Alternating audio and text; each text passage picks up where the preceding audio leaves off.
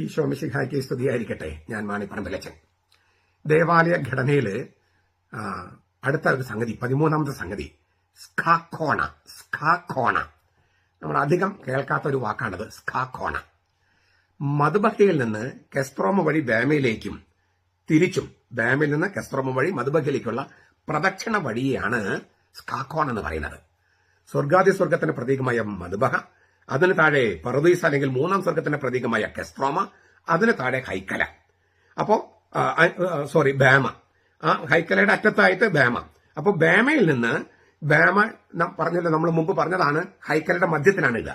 അപ്പൊ ഹൈക്കലയുടെ മധ്യത്തിലാണെങ്കിൽ അവിടെ നിന്ന് കെസ്ത്രോമയിലേക്കും കെസ്ത്രോമയിൽ നിന്ന് മധുബഹയിലേക്കും പോകുന്ന വഴി, തിരിച്ചു വരുന്ന വഴി, അതിനെയാണ് സ്കാക്കോണ എന്ന് പറയുന്നത്. ഈ മധുബഹയിൽ നിന്ന് കെസ്ത്രോമ വഴി ബാമ, ഹൈക്കലിലെ ബാമയിലേക്ക് വരികയാണെങ്കിൽ അതിന് സത്യത്തിന്റെ വഴി എന്നാണ് പറയുക. സത്യത്തിന്റെ വഴി. ഞാനാണ് സത്യത്തിലേക്കുള്ള വഴി എന്ന് കർത്താവ് പറഞ്ഞിട്ടുണ്ട്. ഞാനാണ് വഴിയും സത്യവും ജീവനും. അതിൽ ഒരർത്ഥം എന്താണ്? ഞാനാണ് സത്യത്തിലേക്കുള്ള വഴി എന്ന്. അങ്ങനെ ഒരു വ്യാഖ്യാനമുണ്ട്. അങ്ങനെ സാധിക്കും, അത് നമുക്ക് വ്യാഖ്യാനിക്കാൻ പറ്റും. അപ്പൊ ഞാനാണ് സത്യത്തിലേക്കുള്ള വഴി എന്ന് വെച്ചാൽ, ഈ മധുബഹയിൽ ഉള്ള ഈ അൾത്താരയില് സുവിശേഷ പുസ്തകം വെച്ചിട്ടുണ്ട്. ആ സുവിശേഷം പ്രദക്ഷിണമായിട്ട് കെസ്ത്രോമ വഴി ബാമയിലേക്ക് വരികയാണ്. എന്നിട്ട് സത്യത്തിന്റെ വചനം പ്രഘോഷിക്കുകയാണ്. സത്യത്തിന്റെ വചനം. അപ്പോ സത്യത്തിലേക്കുള്ള വചനം, സത്യത്തിന്റെ വചനം ഞാനാണ് എന്നാണ് ഈ പ്രദക്ഷിണ വഴിയിലൂടെ വെളിപ്പെടുത്തുന്നത്. തിരിച്ച് ഈ സുവിശേഷ പുസ്തകം തിരിച്ചവിടെ കൊണ്ടുപോയി വെക്കും. അപ്പോൾ അതിനെ ജീവന്റെ വഴി എന്ന് പറയും. മാത്രമല്ല, നമ്മൾ ഈ കാർമികനും മറ്റും വിശ്വാസ പ്രമാണം കഴിഞ്ഞ് 3 പ്രാവശ്യം ചുംബിച്ച് ഈ സ്വർഗാദി സ്വർഗത്തിന്റെ പ്രതീകമായ മധുബഹയിലേക്ക് പോകും. അവിടെയാണ് നമുക്ക് ജീവൻ, നിത്യജീവന്റെ അപ്പം നമുക്ക് ലഭിക്കുന്നത്. അപ്പോൾ അങ്ങോട്ട് പോകുന്നതിനെ ജീവന്റെ വഴി എന്ന് പറയും. ഞാനാണ് വഴിയും സത്യവും ജീവനും. ജീവനിലേക്കുള്ള വഴി ഞാനാണ് എന്നും ആ വാക്യത്തിന് അർത്ഥമുണ്ട്. ഞാനാണ് വഴിയും സത്യവും ജീവനും എന്നതിന് ഞാനാണ് വഴി, ഞാനാണ് സത്യം, ഞാനാണ് ജീവൻ എന്ന അർത്ഥമുണ്ട്. ഞാനാണ് സത്യത്തിലേക്കുള്ള വഴി എന്ന അർത്ഥമുണ്ട്. ഞാനാണ് ജീവനിലേക്കുള്ള വഴി എന്ന അർത്ഥമുണ്ട്. ഇങ്ങനെയൊക്കെ വ്യാഖ്യാനിക്കാൻ സാധ്യതയുള്ളതാണ് അതിന്റെ ഒറിജിനൽ കിടക്കണേ. അപ്പോൾ ഈ മധുബഹയിൽ നിന്ന് കെസ്ത്രോമ വഴി ഹൈക്കലിലെ ബാമയിലേക്ക് വരുമ്പോൾ സത്യത്തിന്റെ വഴിയെന്നും, ഈ ഹൈക്കലയിലെ ബാമയിൽ നിന്ന് കെസ്ത്രോമ വഴി മധുബഹയിലേക്ക് പോകുമ്പോൾ അതിന് ജീവന്റെ വഴിയെന്നും വിളിക്കും. അതിനെയാണ് ഈ സ്കാക്കോണ എന്ന് പറയുന്നത്. ഈ തോമസ് ലീഹയോടാണ് ഞാനാണ് വഴിയും സത്യവും ജീവനും എന്ന് കർത്താവ് പറയുന്നത്. അതുകൊണ്ട് തന്നെ തോമസ് ലീഹായുമായി ബന്ധപ്പെട്ട പള്ളികളിലാണ് ഇത് കൃത്യമായിട്ട് പാലിക്കുന്നത്. അപ്പൊ തോമസ് ലീഹയുടെ പാരമ്പര്യത്തിന്റെ ഒരു ഭാഗം കൂടിയാണിത്. തോമസ് ലീഹായുടെ ആണ് കർത്താവ് ഇത് പറഞ്ഞത്, ഞാനാണ് വഴിയും സത്യവും ജീവനും. അതുകൊണ്ട് തന്നെ തോമസ് ലീഹായുമായി ബന്ധപ്പെട്ട പള്ളികളില് അല്ലെങ്കിൽ സഭകളില് ഇത് വളരെ ഗംഭീരമായിട്ട് ഈ വചനം ഘടനാത്മകമായിട്ട് ആവിഷ്കരിച്ചിരിക്കുക, പള്ളിയുടെ ഘടനയിൽ ആവിഷ്കരിച്ചിരിക്കുകയാണ്. ഈ ബാമയിൽ നിന്ന് കെസ്ത്രോമയിലേക്ക് പ്രവേശിക്കുന്നിടത്തും, ഹൈക്കലയിലെ ബാമയിൽ നിന്ന് കെസ്ത്രോമയിലേക്ക് പ്രവേശിക്കുന്നിടത്തും, കെസ്ത്രോമയിൽ നിന്ന് മധുബഹയിൽ പ്രവേശിക്കുന്നിടത്തും ഈ കവാടം വെക്കും. അല്ലെങ്കിൽ ക്രാസിക്കാലിൽ വെച്ചിട്ട് ഒരു എൻട്രൻസ് വെക്കുമായിരുന്നു. ഈ ഗ്രീക്ക് കത്തോലിക്ക പള്ളികളിലും ഗ്രീക്ക് ഓർത്തഡോക്സ് പള്ളികളിലൊക്കെ ഇപ്പോഴും കാണാതെ അങ്ങനെ തന്നെയാണ്. അതായത് ഇടുങ്ങിയ വാതിൽ, ഈ സത്യത്തിലേക്കുള്ള വഴിയാണെങ്കിലും ജീവനിലേക്കുള്ള വഴിയാണെങ്കിലും ഇടുങ്ങിയ വഴിയാണ് എന്ന് കർത്താവ് പറഞ്ഞിട്ടുണ്ട്. സ്വർഗത്തിലേക്ക് പ്രവേശിക്കുന്ന ഇടുങ്ങിയ വഴിയിലൂടെയാണെന്ന്. അത് സൂചിപ്പിക്കാൻ വേണ്ടിയാണ് ഇങ്ങനെ ചെയ്യുന്നത്. ഇപ്പൊ നമ്മുടെ പള്ളികളിൽ അങ്ങനെ ഒരു ഇത് ഞാൻ അധികം കണ്ടിട്ടില്ല. ഉണ്ടാകുമായിരിക്കാം, ഞാനും കണ്ടിട്ടില്ല. ഏതായാലും ഗ്രീക്ക് ഓർത്തഡോക്സ് പള്ളികളിലും ഗ്രീക്ക് കത്തോലിക്ക പള്ളികളിലും ഞാൻ കണ്ടിട്ടുണ്ട്. എല്ലാ പള്ളികളിലും ഉണ്ട് ഇങ്ങനെ ചെറിയ നേരോ ഒരു കവാടം. അതായത് ബാമയിൽ നിന്ന് കെസ്ത്രോമയിലേക്ക് പ്രവേശിക്കുന്നിടത്തും കെസ്ത്രോമയിൽ നിന്ന് മധുബഹയിലേക്ക് പ്രവേശിക്കുന്നിടത്തും ഒന്നുകിൽ ക്ലാസിക്കാല് വെച്ചിട്ട് ഒരു എൻട്രൻസ് തിരിക്കുന്നു, അല്ലെങ്കിൽ ശരിക്കും തന്നെ അത് കവാടം വെച്ച് മറയ്ക്കുന്നു. അത് ഈ ആരാധന അല്ലെങ്കിൽ ലിറ്റർജി നടക്കുന്ന സമയത്ത് മാത്രമാണ് അത് തുറക്കുന്നത്. വീണ്ടും ആവർത്തിക്കുന്നതിൽ ക്ഷമിക്കണം. നമ്മുടെ ദേവാലയത്തിന്റെ ഘടന തന്നെ തിരുവചനങ്ങൾ കൊണ്ടുണ്ടാക്കിയിരിക്കുന്നതാണ്. ഞാനാണ് വഴിയും സത്യവും ജീവനും. അതായത് ഞാനാണ് വഴി, ഞാനാണ് സത്യം, ഞാനാണ് ജീവൻ. അങ്ങനെയോ ഞാൻ സത്യത്തിലേക്കുള്ള വഴിയാണ്, ഞാൻ ജീവനിലേക്കുള്ള വഴിയാണ്. ഇത് നമ്മുടെ പള്ളിയുടെ ഘടനയിൽ സംവിധാനം ചെയ്തിരിക്കുകയാണ്. ഒരു പ്രദക്ഷിണ വഴി സുവിശേഷം കൊണ്ടുവരാനും തിരിച്ചു കൊണ്ടുവയ്ക്കാനും, പിന്നെ വചന ശുശ്രൂഷ കഴിഞ്ഞ് ബലിവേദിയിലേക്ക് പ്രവേശിച്ച് ജീവന്റെ അപ്പത്തിന്റെ ശുശ്രൂഷ നടത്താനും. അപ്പൊ ജീവനിലേക്ക് വഴിയുണ്ട്, സത്യത്തിന്റെ വഴിയുണ്ട്. ഇതെല്ലാം നമ്മുടെ പള്ളികളിൽ സംവിധാനം ചെയ്തിരിക്കുകയാണ്. അപ്പൊ ഇത് നമ്മൾ സ്ഥിരമായിട്ട് കാണുകയും ഇതാണ് ഇതിന്റെ പ്രദക്ഷിണത്തിന്റെ അർത്ഥമെന്നും ഈ കൊണ്ടുപോകുന്നതിന്റെ വഴി അങ്ങോട്ട് കൊണ്ടുപോകുന്നതിന്റെ അതിന്റെ അർത്ഥം ജീവന്റെ വഴിയാണെന്നും ഇങ്ങോട്ട് കൊണ്ടുവരുമ്പോൾ സത്യത്തിന്റെ വഴിയാണെന്നും ഒക്കെ നമ്മൾ പഠിക്കണം. പഠിച്ചിട്ട് നമ്മൾ നമ്മുടെ മക്കളോട് പറയണം. അത് പല പ്രാവശ്യം പറയണം. അങ്ങനെ കുർബാനയ്ക്ക് വരുമ്പോഴൊക്കെ നമ്മൾ 2, 3, 4 പ്രാവശ്യമൊക്കെ പറഞ്ഞു കഴിയുമ്പോൾ ഇത് നമ്മുടെ ബ്ലഡിൽ അങ്ങ് അലിഞ്ഞു ചേരും. അപ്പൊ നമ്മുടെ സഭാത്മകത നമുക്കൊരു കൂട്ടായ്മ കുറവുണ്ടല്ലോ, ഈ സമുദായ ബോധം കുറവുണ്ട്. പ്രത്യേകിച്ച് സീറോ മലബാർ സഭയിൽ സമുദായ ബോധം വളരെ കുറവുണ്ട്. അതിന് കാരണം നമ്മുടെ വിശുദ്ധ പാരമ്പര്യങ്ങളെക്കുറിച്ചുള്ള അറിവില്ലായ്മ കൂടിയാണ്. വിശുദ്ധ പാരമ്പര്യം എന്ന് പറഞ്ഞാൽ ബൈബിളിലെ തിരുവചനങ്ങളുടെ വെളിച്ചത്തിൽ നമ്മുടെ സഭയിൽ രൂപപ്പെട്ട നല്ല കീഴ്വഴക്കങ്ങൾ, നല്ല സമ്പ്രദായങ്ങൾ, അതിന്റെ കുറവ് കൂടിയാണ് ഈ സമുദായ ബോധത്തിന്റെ കുറവ്. ഈ സമുദായ ബോധവും ആരാധന ബോധവും എല്ലാം പ്രധാനപ്പെട്ടതാണ്. അതുകൊണ്ട് ഈ നമ്മുടെ കൂട്ടായ്മ ഉണ്ടാകുന്നതിനും നമ്മൾ പലപ്പോഴും പറയും മലയാളികൾ പരസ്പരം ഇല്ലേ പാരവയ്ക്കുന്നവരാണ്. അത് നമുക്കൊരു ചീത്തപ്പേരുമാണ്. നമുക്കത് മാറണമെങ്കിൽ ഈ സമുദായ ബോധം കുറേ കൂടി ശക്തിയിൽ വരണം. സമുദായ ബോധം വളരെ ശക്തമായിട്ട് വരുമ്പോഴാണ് നമുക്ക് പരസ്പരം പാരവയ്ക്കും. നമ്മൾ സഹായിക്കുന്നതിലൊക്കെ മുന്നിട്ട് നിൽക്കും. എന്നാലും ഒരു പാരവയ്ക്കാൻ പറ്റിയാൽ പാരവയ്ക്കും. അതാണ് നമ്മുടെ ഒരു പ്രയാസം. അത് മാറാനായിട്ടും ഈ സമുദായ ബോധവും ആരാധന ബോധവും ഒക്കെ സഹായിക്കുമെന്നാണ് ഞാൻ വിചാരിക്കുന്നത്. അങ്ങനെ സംഭവിക്കട്ടെ. നമ്മുടെ കർത്താവ് ഈശോ മിശിഹായുടെ കൃപയും പിതാവായ ദൈവത്തിന്റെ സ്നേഹവും പരിശുദ്ധാത്മാവിന്റെ സഹവാസവും നാം എല്ലാവരോടും കൂടി ഉണ്ടായിരിക്കട്ടെ, ഇപ്പോഴും എപ്പോഴും എന്നേക്കും. ആമേൻ. ഈശോ മിശിഹായ്ക്ക് സ്തുതിയായിരിക്കട്ടെ. ഞാൻ മാണിപ്പറമ്പിലച്ചൻ. ദേവാലയത്തിലെ വിവിധ ഭാഗങ്ങളും സംഗതികളുമാണ് നമ്മൾ ചർച്ച ചെയ്യുന്നത്. അതിലിന്ന് 14ാമത്തെ ഐറ്റമായിട്ട് നമ്മൾ കാണുന്നത് കെടാവിളക്ക് അഥവാ മധുബഹ വിളക്ക്.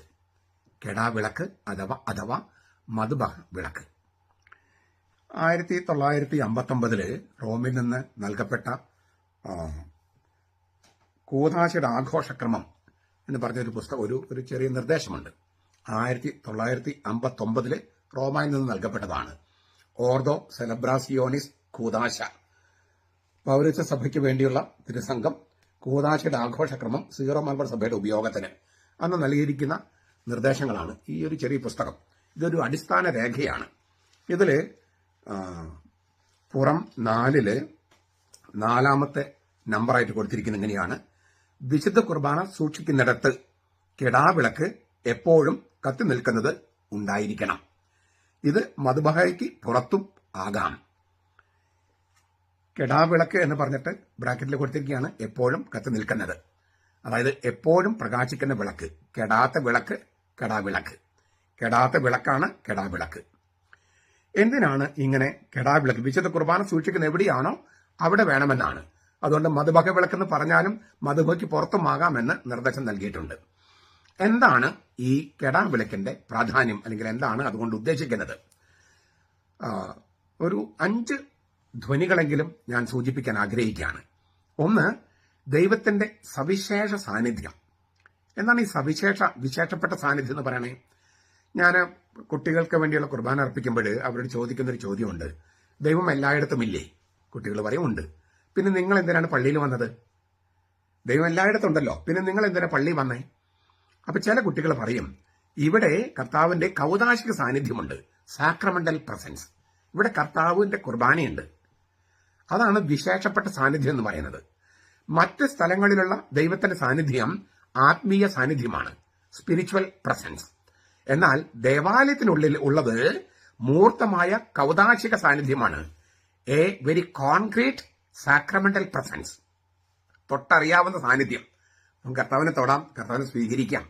അങ്ങനെയുള്ള സാന്നിധ്യമാണ് വിശുദ്ധ കുർബാന സൂക്ഷിച്ചിരിക്കുന്ന ദേവാലയത്തിലുള്ളത്. അത് വ്യക്തമാക്കാൻ വേണ്ടിയാണ് ഈ കർത്താവോട് എഴുന്നള്ളിയിരിക്കുന്നു, അത് പ്രഘോഷിക്കാൻ വേണ്ടിയാണ്. അതൊരു വിളക്കിലൂടെ പ്രഘോഷിക്കുകയാണ്. അതൊരു വചന പ്രഘോഷണമാണ്. കർത്താവ് ഇവിടെ മൂർത്തമായ രൂപത്തിൽ കുർബാനയിൽ എഴുന്നള്ളിയിരിക്കുന്നു എന്ന് പ്രഖ്യാപിക്കുകയാണ്. ഒരു വചന പ്രഘോഷണമാണ് ഈ കെടാവിളക്ക്. ഞാൻ ലോകത്തിന്റെ പ്രകാശമാണ് എന്ന് പറഞ്ഞ കർത്താവ്, ദൈവം പ്രകാശമാണ് എന്ന് തിരുവചനം പറഞ്ഞിട്ടുണ്ട്. ഞാൻ ലോകത്തിന്റെ പ്രകാശമാണെന്ന് കർത്താവ് പറഞ്ഞിട്ടുണ്ട്. നിങ്ങൾ ലോകത്തിന്റെ പ്രകാശമാണെന്ന് പറഞ്ഞിട്ടുണ്ട്. നമ്മൾ അതിലേക്ക് വരുന്നു. അപ്പോൾ ദൈവം പ്രകാശമാണ്, ലോകത്തിന്റെ പ്രകാശമായ ക്രിസ്തു ഇവിടെ ഇതാ എഴുന്നള്ളിയിരിക്കുന്നു എന്ന് പ്രഖ്യാപിക്കുകയാണ് ഒന്നാമത്തെ അർത്ഥം കെടാവിളക്ക് അല്ലെങ്കിൽ മധുബഹ വിളക്ക് കൊണ്ട് ഉദ്ദേശിക്കുന്നത്. 2, ബിബ്ലിക്കലായിട്ട് പറഞ്ഞാൽ, വേദപുസ്തകത്തിൽ അടിസ്ഥാനമിട്ട് പറഞ്ഞാൽ, കത്തുന്ന മുൾപ്പടർപ്പിലാണ് ദൈവം തന്റെ സവിശേഷ നാമം വെളിപ്പെടുത്തിയത്, യാഹ്വേ എന്ന നാമം വെളിപ്പെടുത്തിയത്. ആ മുൾപ്പടർപ്പ് നോക്കുക, ഇല്ലേ, കത്തിജ്വലിക്കുന്ന മുൾപ്പടർപ്പ്, കത്തുന്ന മുൾപ്പടർപ്പ്. പക്ഷേ അത് കത്തി ചാമ്പലാകുന്നില്ല. അതായത് ഈ കത്താനായിട്ട് മുൾപ്പടർപ്പിന്റെ ആവശ്യമില്ല, സ്വയം ജ്വലിക്കുകയാണത്. മുൾപ്പടർപ്പ് ഇല്ലേ, ആ മുൾപ്പടർപ്പ് കത്തിപ്പോകുന്നതാണെങ്കിൽ കത്തി ജ്വലിച്ച് അത് ചാമ്പലായി തീരുകയല്ല ചെയ്യുന്നത്. അത് ജ്വലിക്കാനായിട്ട് കത്തുന്ന ഈ മുൾപ്പടർപ്പിന്റെ ആവശ്യമില്ല, സ്വയം കത്തുകയാണ്. അത് ദൈവത്തിന്റെ ഒരു ഇല്ലേ, അവന്റെ സ്വഭാവം, അവന്റെ പ്രകൃതത്തിലേക്ക് കൈചൂണ്ടുന്നു. അതായത് സൂര്യനോ നക്ഷത്രങ്ങളോ അല്ലെങ്കിൽ മറ്റെന്തെങ്കിലും തീ കത്തുന്നത് പോലെ അല്ല ഈ കത്തുന്ന മുൾപ്പടർപ്പ്. ഇപ്പൊ സൂര്യനില് ഹീലിയം ഹൈഡ്രജനായി മാറുമ്പോ അല്ലേ, അവിടെ ഹീലിയം എന്നൊരു മൂലകം വേണം, ഒരു പദാർത്ഥം വേണം. അത് കത്തുകയാണ് ഇല്ലേ, കത്തി കുറച്ച് ഇല്ലാതാകുകയാണ്. 5% ഊർജ്ജ പ്രസരണ നഷ്ടം വരുന്നു. അങ്ങനെ കുറെ കഴിയുമ്പോൾ സൂര്യൻ ഇല്ലാണ്ടാവും, കത്തി ജ്വലിക്കാണ്ടാവും. അങ്ങനെയാണല്ലോ. അപ്പൊ എല്ലാ നക്ഷത്രങ്ങളും അങ്ങനെയാണ്. അതുപോലെയല്ല കർത്താവിന് ജ്വലിക്കാൻ ഈ മുൾപ്പടർപ്പിന്റെ ആവശ്യമില്ല. അങ്ങനെ ആവശ്യമുണ്ടായിരുന്നെങ്കിൽ ചാമ്പലായി പോയാനെ, ഈ മുൾപ്പടർപ്പ് ചാമ്പലായി പോയാനെ. അപ്പോൾ സൂര്യനോ നക്ഷത്രങ്ങളോ ജ്വലിക്കുന്നത് പോലെയല്ല, എന്തെങ്കിലും സഹായത്താരല്ല, ദൈവം സ്വയം ജ്വലിക്കുകയാണ്. എന്നിട്ട് ആ ജ്വലിക്കുന്ന മുൾപ്പടർപ്പിൽ നിന്നാണ് താൻ ആരാണ്, തന്റെ ദൗത്യം എന്താണ്, താൻ എന്തിനാണ് ആയിരിക്കുന്നത് എന്ന കാര്യങ്ങളൊക്കെ പറയുന്നത്. അങ്ങയുടെ നാമം പൂജിതമാകണമേ എന്ന് നമ്മൾ കർത്തൃ പ്രാർത്ഥന പഠിച്ചപ്പോൾ വളരെ വിശദമായിട്ട് നമ്മൾ കണ്ടതാണ് ഈ നാമം വെളിപ്പെടുത്തുന്ന ആ വിധവും അതിന്റെ അർത്ഥമൊക്കെ. അപ്പോൾ കത്തുന്ന മുൾപ്പടർപ്പിൽ നിന്ന് ദൈവം തന്റെ നാമം വെളിപ്പെടുത്തി. പിന്നീട് നമ്മൾ മനസ്സിലാക്കണം, ആ നാമം എന്ന് പറയുന്നത് യേശു എന്ന ആളാണ്. ആ ആളാണ് ഇവിടെ ഇരിക്കുന്നത്. കത്തുന്ന മുൾപ്പടർപ്പിൽ തന്റെ നാമം വെളിപ്പെടുത്തുകയും ആ നാമം ഒരാളാണ്, യേശുക്രിസ്തുവാണ് എന്ന് വെളിപ്പെടുത്തുകയും ചെയ്ത ആ ആളാണ് ഇവിടെ ഇരിക്കുന്നത്. കത്തുന്ന മുൾപ്പടർപ്പിലൂടെ വെളിപ്പെട്ട ദൈവമാണ് ഇവിടെ ഇരിക്കുന്നത്. അത് വ്യക്തമാക്കാൻ വേണ്ടിയാണ് കെടാവിളക്ക്. മൂന്നാമത്തെ അർത്ഥം, ഈ വെളിപാട്, ഈ കത്തുന്ന മുൾപ്പടർപ്പിലെ വെളിപാടിലൂടെയാണ് അബ്രഹാമിന് ഒരു മിന്നൽ പോലെ കിട്ടിയതും, എന്നാൽ ശക്തമായ വെളിപാട് കിട്ടിയത് ദൈവം ഏകനാണ്, ഏക സത്യദൈവം ഏകനാണ് എന്നുള്ള ആ വെളിപാട് കിട്ടിയുന്നത് ഈ കത്തുന്ന മുൾപ്പടർപ്പിലൂടെയാണ്. എന്ന് വെച്ചാൽ ഏകസത്യ ദൈവത്തിലുള്ള വിശ്വാസം ഒരു വെളിച്ചമായി മോശയിലേക്ക് വന്നത് ഈ കത്തുന്ന മുൾപ്പടർപ്പിൽ വെച്ചാണ്. ദൈവം ഏകനാണ്, ഇല്ലേ, ദൈവം ഉണ്ടെങ്കിൽ ഒരു ദൈവമേ ഉള്ളൂ. ആ ദൈവം തൃത്വമാണെന്ന് പഴയ നിയമത്തിലുണ്ട്, പുതിയ നിയമത്തിലുണ്ട്. ഈ ദൈവം ഏകനാണ്, അനേകം ദൈവന്മാരില്ല, അനേകം ദേവിമാരും ഇല്ല, ഒരേ ഒരു ദൈവമേ ഉള്ളൂ. ആ ഒരു വിശ്വാസം അത് കൈമാറി കിട്ടിയതും ഈ കത്തുന്ന മുൾപ്പടർപ്പിൽ വെച്ചാണ്. എന്ന് വെച്ചാൽ വിശ്വാസം എന്ന ദാനം മോശയിലൂടെ ഇസ്രായേലിലേക്കും വന്നത് ഈ കത്തുന്ന മുൾപ്പടർപ്പിൽ നിന്നാണ്. അപ്പോൾ ദൈവം പ്രകാശമാണ്, ലോകത്തിന്റെ പ്രകാശമാണ് ക്രിസ്തു. ആ ക്രിസ്തു വിശ്വാസം എന്ന വെളിച്ചം പകർന്നു തന്നതും കത്തുന്ന മുൾപ്പടർപ്പിൽ വെച്ചാണ്. അതാണ് ഈ കെടാവിളക്ക് കൊണ്ട് ഉദ്ദേശിക്കുന്ന മൂന്നാമത്തെ കാര്യം. 4, അഗ്നിനാവുകളുടെ രൂപത്തിലാണ് പരിശുദ്ധ റൂഹ പെന്തക്കോസ്തായിൽ എഴുന്നള്ളി വന്നത്. നിങ്ങൾ പരിശുദ്ധാത്മാവിനും അഗ്നിയാലും സ്നാനപ്പെടുന്നു പറഞ്ഞപ്പോൾ അഗ്നിയാണ് പ്രത്യക്ഷത്തിലുള്ളത്, പരിശുദ്ധാത്മാവാണ് യാഥാർത്ഥ്യത്തിലുള്ളത്. അപ്പോൾ പരിശുദ്ധാത്മാവ് കൊണ്ടും അഗ്നി കൊണ്ടും ശുദ്ധീകരണം നടക്കുകയാണ്. എന്ന് വെച്ചാൽ പരിശുദ്ധാത്മാവിന്റെ പ്രതീകമാണ് അഗ്നി. ആ പരിശുദ്ധാത്മാവ് അല്ലേ വന്നു കഴിഞ്ഞപ്പോഴാണ് ഈ അപ്പം ക്രിസ്തുവിന് ശരീരമായത്. പരിശുദ്ധാത്മാവ് തൊട്ട് കഴിഞ്ഞപ്പോഴാണ് ഈ വീഞ്ഞ് കർത്താവിന്റെ രക്തമായി മാറിയത്. അപ്പൊ ആ പരിശുദ്ധാത്മാവിന്റെ പ്രതീകമാണ്, അഗ്നിനാവുകളുടെ രൂപത്തിൽ വന്ന പരിശുദ്ധാത്മാവിന്റെ പ്രതീകമാണ് കെടാവിളക്ക്. അത് 4ാമത്തെ അർത്ഥം. 5, ദൈവം നൽകുന്ന വിശുദ്ധീകരണത്തിന്റെ ഒരു പ്രത്യേകത കൂടി അവിടെയുണ്ട്. നമ്മളിപ്പം നമ്മുടെ കൈകൾ വൃത്തികേടായി നമ്മൾ വെള്ളത്തിൽ കഴുകിയാൽ ആ വെള്ളം വൃത്തികേടാകും. നമ്മുടെ കയ്യിൽ വൃത്തികേട് മാറ്റുമ്പോൾ വെള്ളം വൃത്തികേടായിട്ട് മാറും. അഗ്നിയിൽ ശുദ്ധീകരിച്ചാലോ, അഗ്നി എപ്പോഴെങ്കിലും അശുദ്ധമാകുമോ? സ്വർണം നമ്മൾ അഗ്നിയിൽ വെച്ച് ശുദ്ധി ചെയ്യുന്നു, അങ്ങനെ പല സംഗതികളും. അഗ്നി സ്വയം അശുദ്ധമാകാതെ ശുദ്ധീകരിക്കുന്നു. ഇതാണ് ദൈവത്തിന്റെ പ്രകൃതം.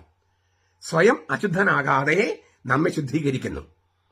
ഈ കൃപാസനത്തില് പാപം കലർന്ന രക്തം വീഴുമ്പോൾ ദൈവം അശുദ്ധമാകുന്നതിന് പകരം പാപം കത്തിപ്പോകുന്നു എന്നാണ് പഴയ നിയമത്തിൽ വിശ്വസിച്ചിരുന്നത്. അങ്ങനെയാണ് ആ ദിവസം മാത്രമാണ് പാവപരിഹാര ദിനം എന്ന് പറഞ്ഞ ആ ദിവസം മാത്രമാണ് മഹാപുരോഹിതൻ യാഹ്വേ എന്ന നാമം ഉച്ചരിച്ചിരുന്നത്. ചുരുക്കത്തില് ഈ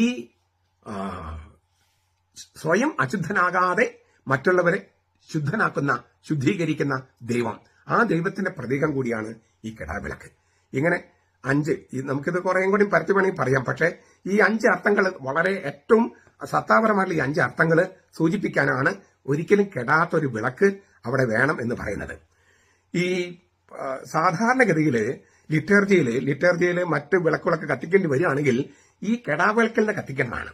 അതുകൊണ്ട് കെടാവിളക്ക് സാധാരണ ഈ ഇലക്ട്രിക് ബൾബ് വെക്കലല്ല പൊതുവെ, അതല്ല രീതി. സാധാരണ എണ്ണവിളക്ക് തന്നെയാണ്.